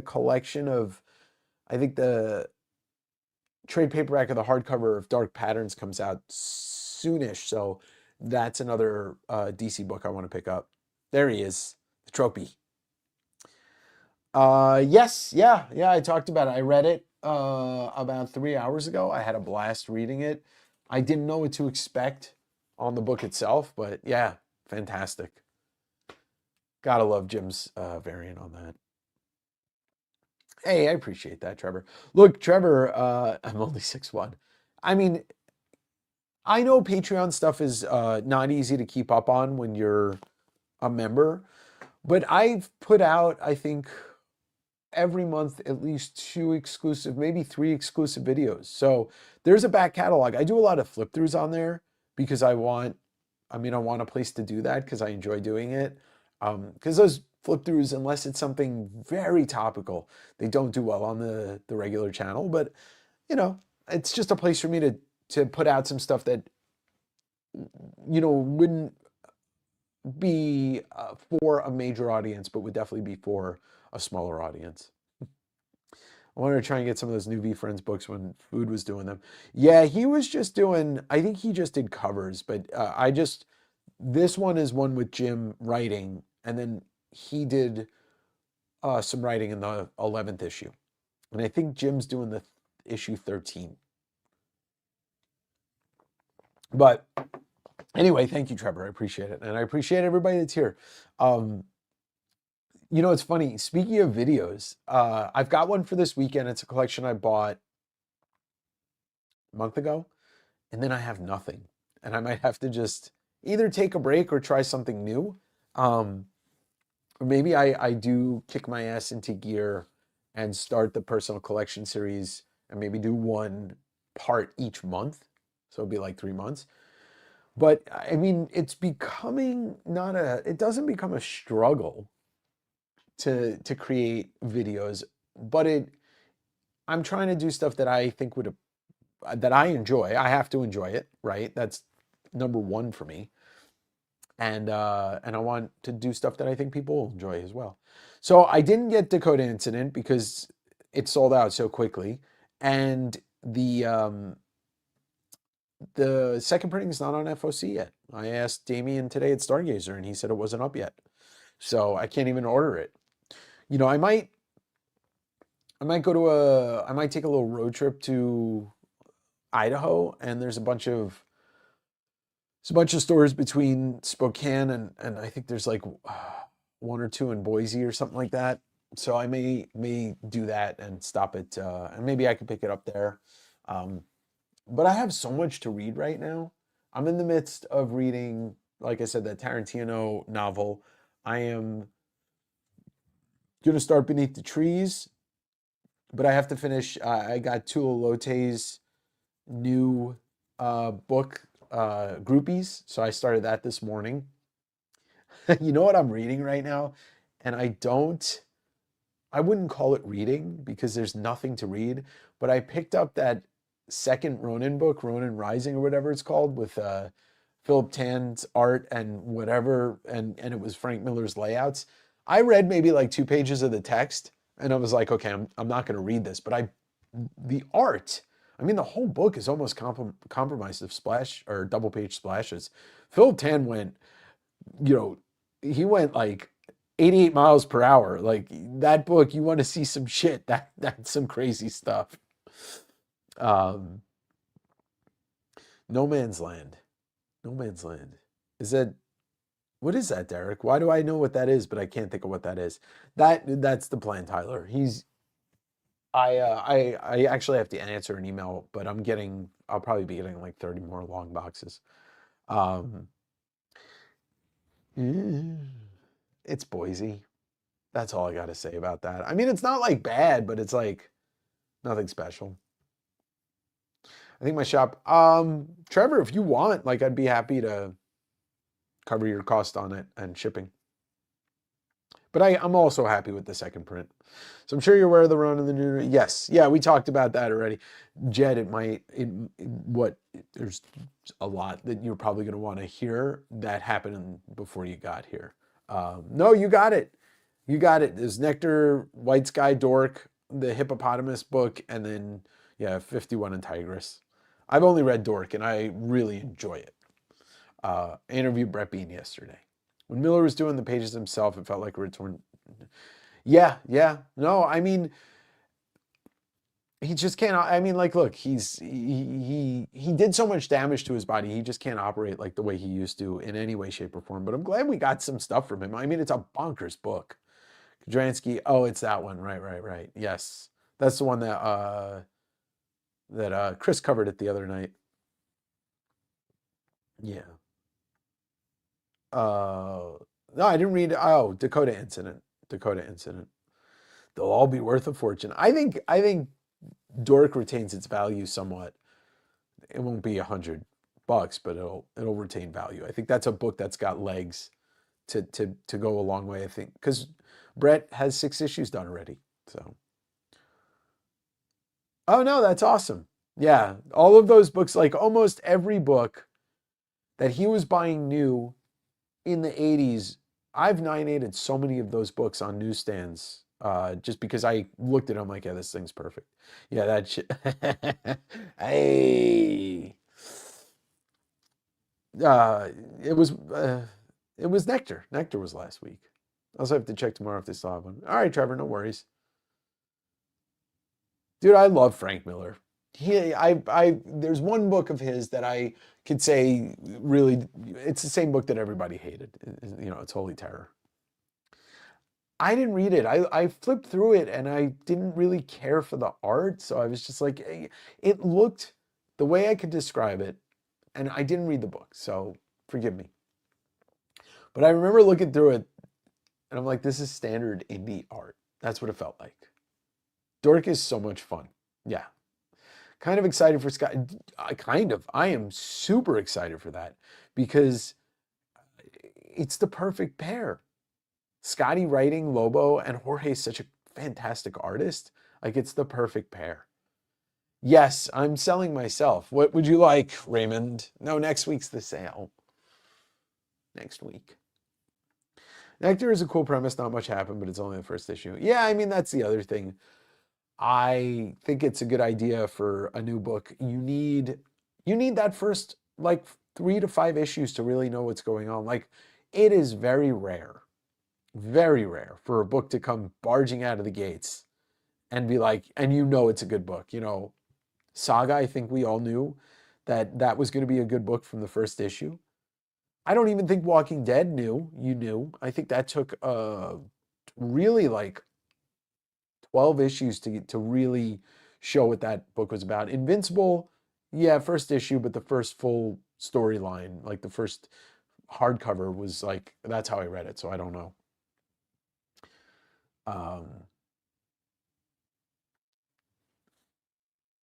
First I've heard of that, I really like Scotty's. Oh yeah. He's doing it with Jorge Corona. Peacemaker already do Dangerous Butterflies, did it? You know, that second season of Peacemaker was so underwhelming. It had its moments of beautifulness and awesome and hilariousness, but I never read a Peacemaker book. There's so many comic books I haven't read. Just like everybody, there's not enough time in the day to read all of the things you want to read or watch all of the things you want to watch, etc., etc.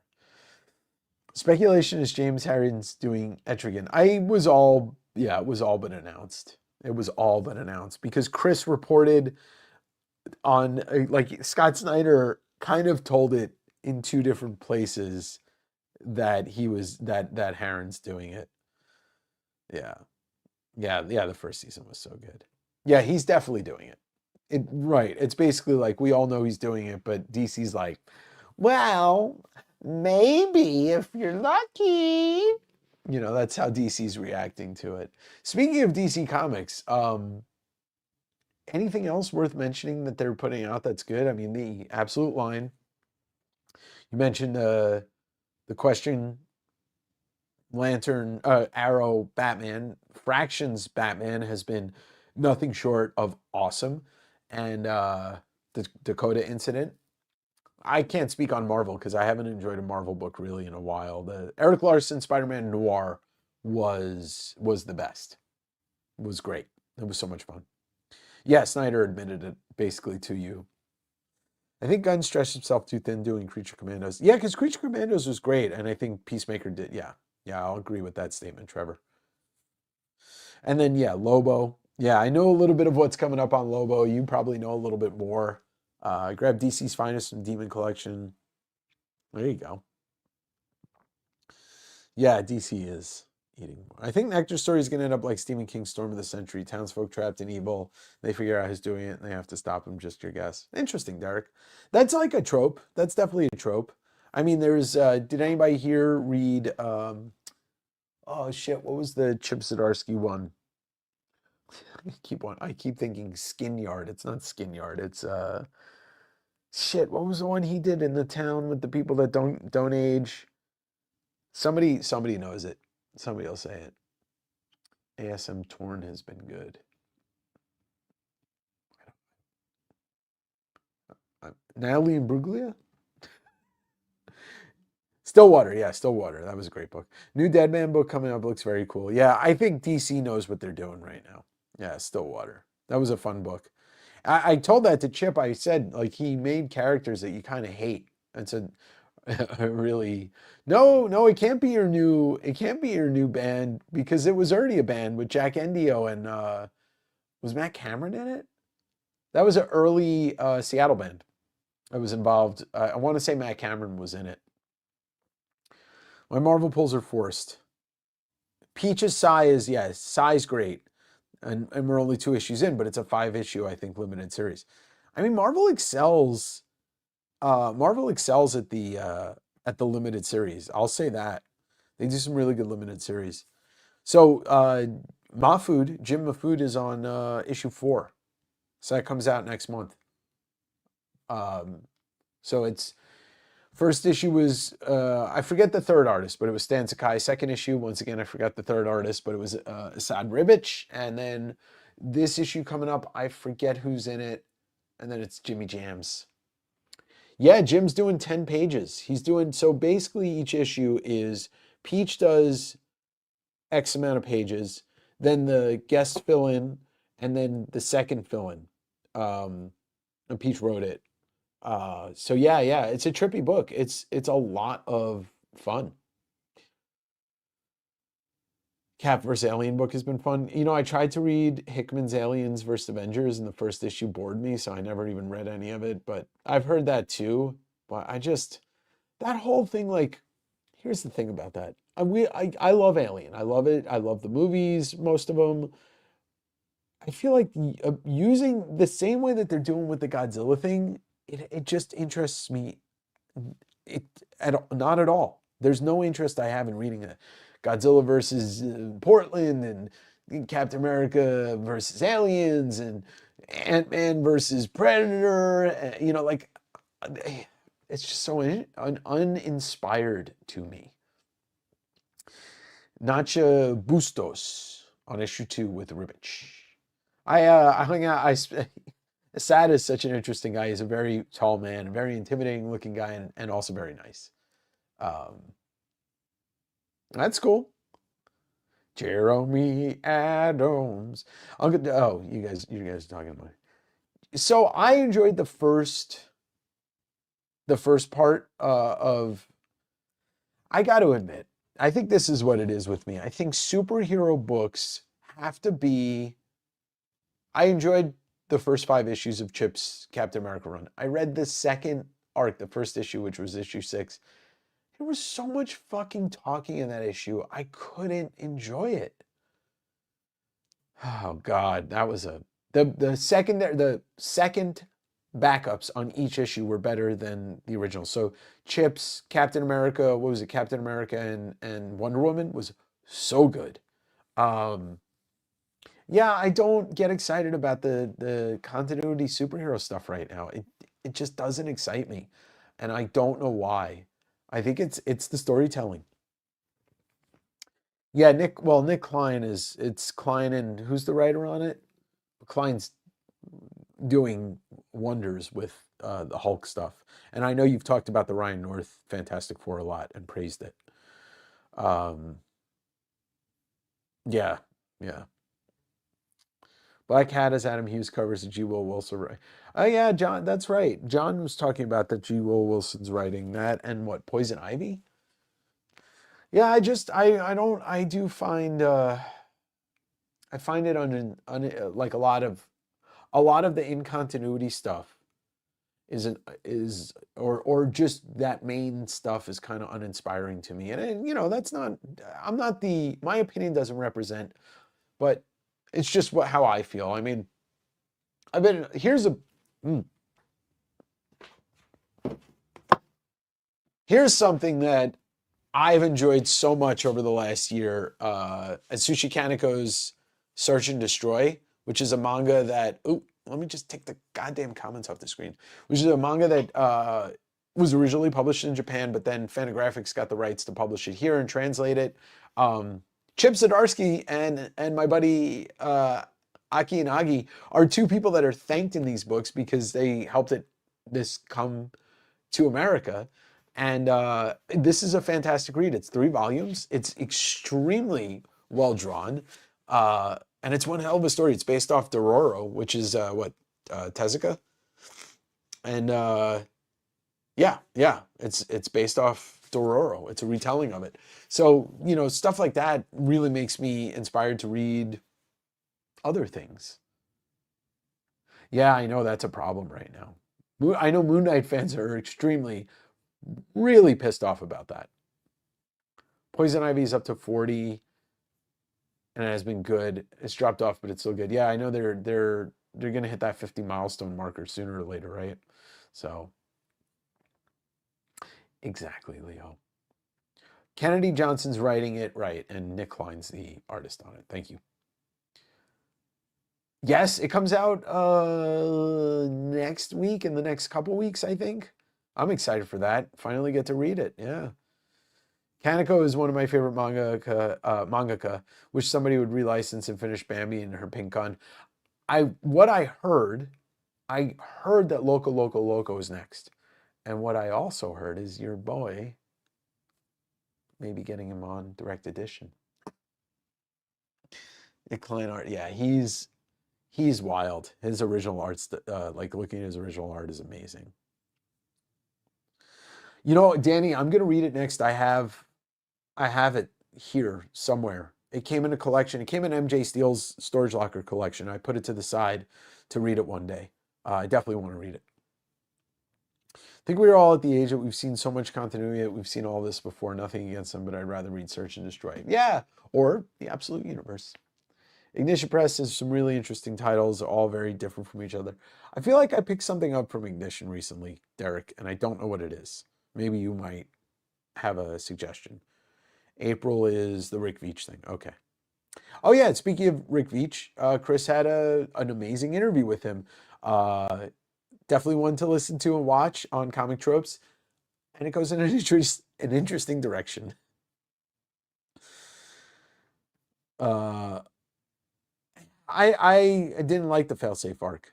And you know what? With Chip, I am an unabashed Chip fan. You all know that. But I think there's some stuff that it just doesn't hold. I don't hold a candle to it the way I do with Sex Criminals or Stillwater or Afterlift was All Nighter was really good. Some of the stuff he's written is so good. Yeah, I'm gonna go to Tokyo Comic Con again this year for sure. Unless, something changes in the world that I can't, definitely going. I liked his Daredevil. I kept thinking I must have missed one thing. Yeah, it didn't come out yet. All right, Leo, appreciate it. I appreciate you, and thanks for your support as always, my friend. Don't forget the like button. No Place from Ignition by Tim Seeley, but I like Tim Seeley. I haven't read much Seeley. I know he's actually, I feel like in the last 5 years or so, I feel like or even the last couple years, his work is becoming more and more. He's getting a lot more work, so he's definitely doing some stuff right. I know he's doing a lot of the Godzilla stuff. Yeah, basically, like Chip is gonna be kind of running a lot of things and directing the way that Marvel goes with his Armageddon stuff, and kind of taking like a Scott Snyder role. And I think Chip has got Chip's sense of humor is bar none the best thing about him in comics, and one of the best things that we've had in comics for the last 10, 15 years. And I think he's got a good head for story. I think he's got a really good, he knows how to pace things, but I just think some characters aren't to his strength. There are some characters that don't work to his strengths. I like it a lot because it's a change of pace. I like it a lot. It's a change of pace. They feel like they're doing, he's doing a little bit of an arc, but he's giving you these stories that feel satisfying as just single issues.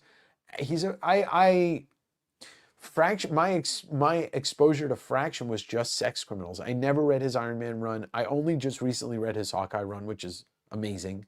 I want to read some more of his stuff, but I do really love what he's doing with Batman. Best recommendation for Celia that I can think of that you'd like, Local Man. Yeah, and that was, who else was on that? Somebody that we were just, It's Tony Fleece, right? Tony Fleece was on Local Man. I want to check that out. You've recommended it. I've heard some other people talk about Local Man. So it's something on my radar. Yeah, Tony seems like a good dude. I mean, I know you're really enjoying Stray, Feral, and I love Stray Cats. So I need to read Feral, and I would definitely like to check out Local Man, which is not to be confused with Florida Man, which is a whole other world of hurt. Probably going to wind down in 5-10 minutes, but if anybody had any other questions or wanted to, you know, bring up a topic to talk about, I kind of like the this free-forming thing. You know, it's funny. Sorry, Travis. I read the first issue of Odyssey, and it's something I should go back to because at that time the art was amazing, and I get what it was. I just, you know, like sometimes you watch a movie or listen to an album or you try and read a book, and you're not into it at the time, but like the piece is like, in theory, you should enjoy it. And it was one of those instances where, in theory, I knew I should have enjoyed it, but there was something that didn't work for me. So I'll grab that trade.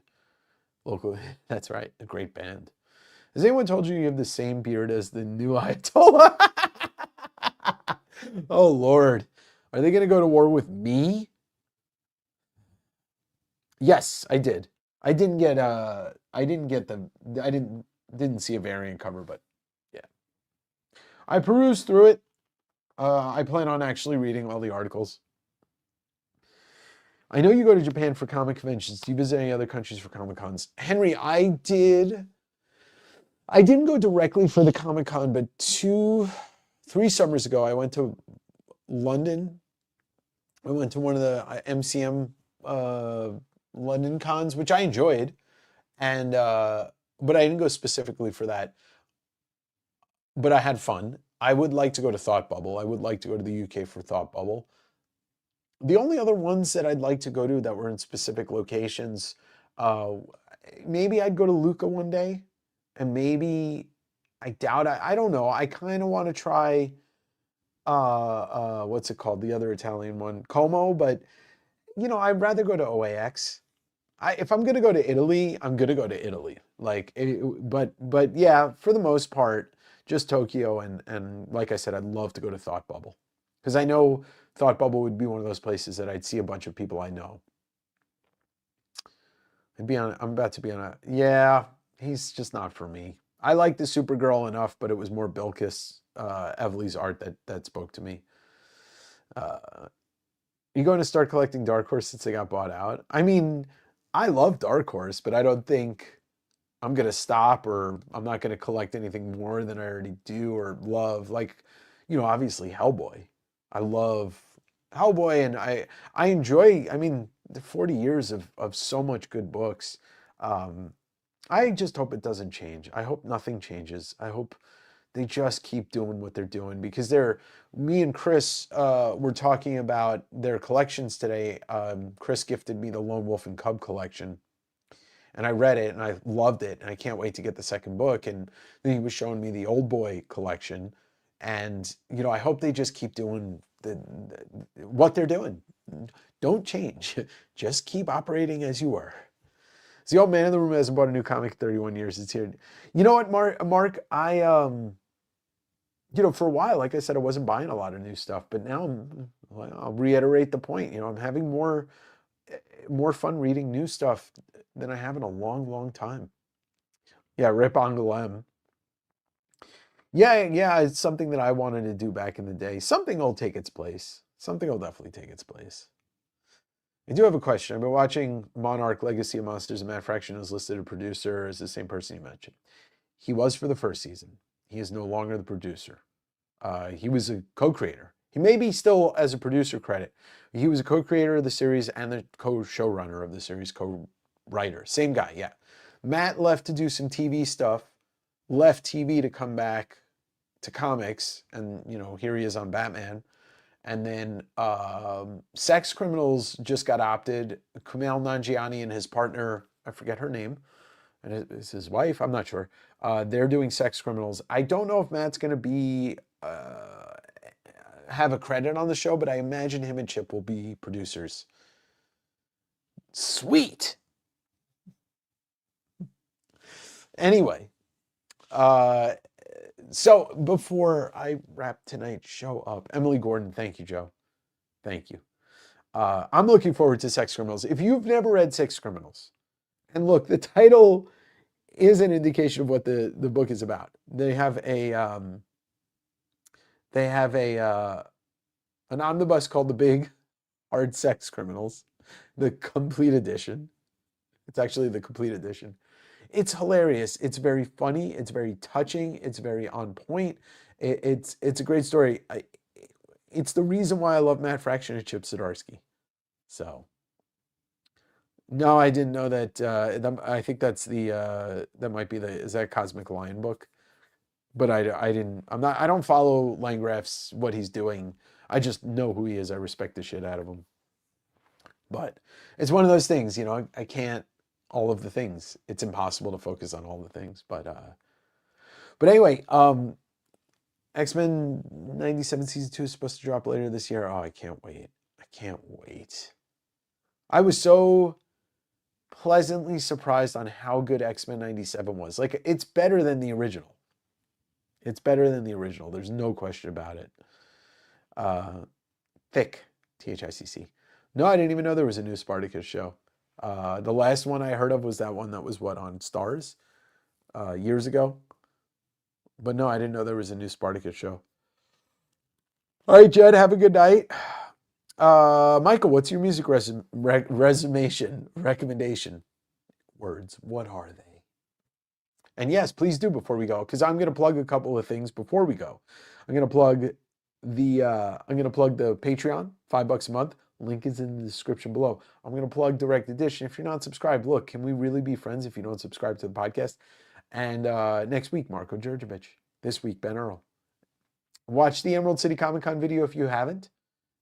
And the OAX video. Yes, I do. Of course I do.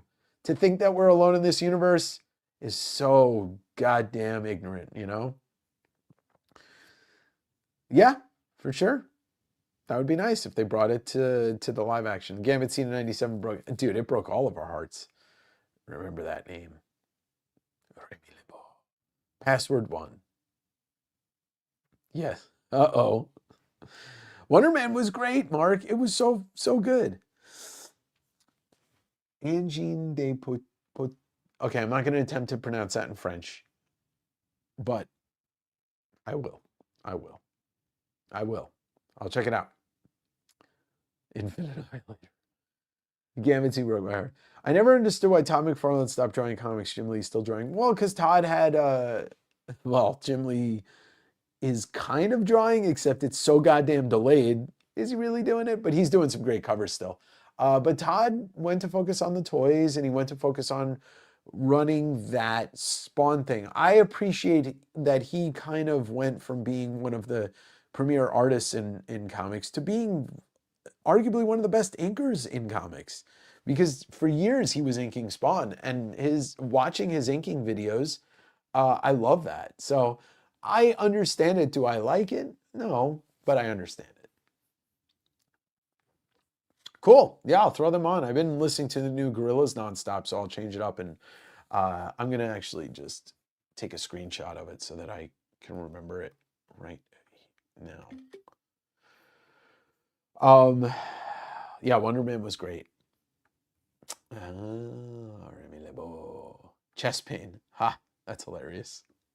Anyway, and I'll make a music recommendation. If you have not listened to The Mountain, the new Gorillaz album, it's fantastic. I think it rivals Demon Days. I think it rivals Plastic Beach or the first album.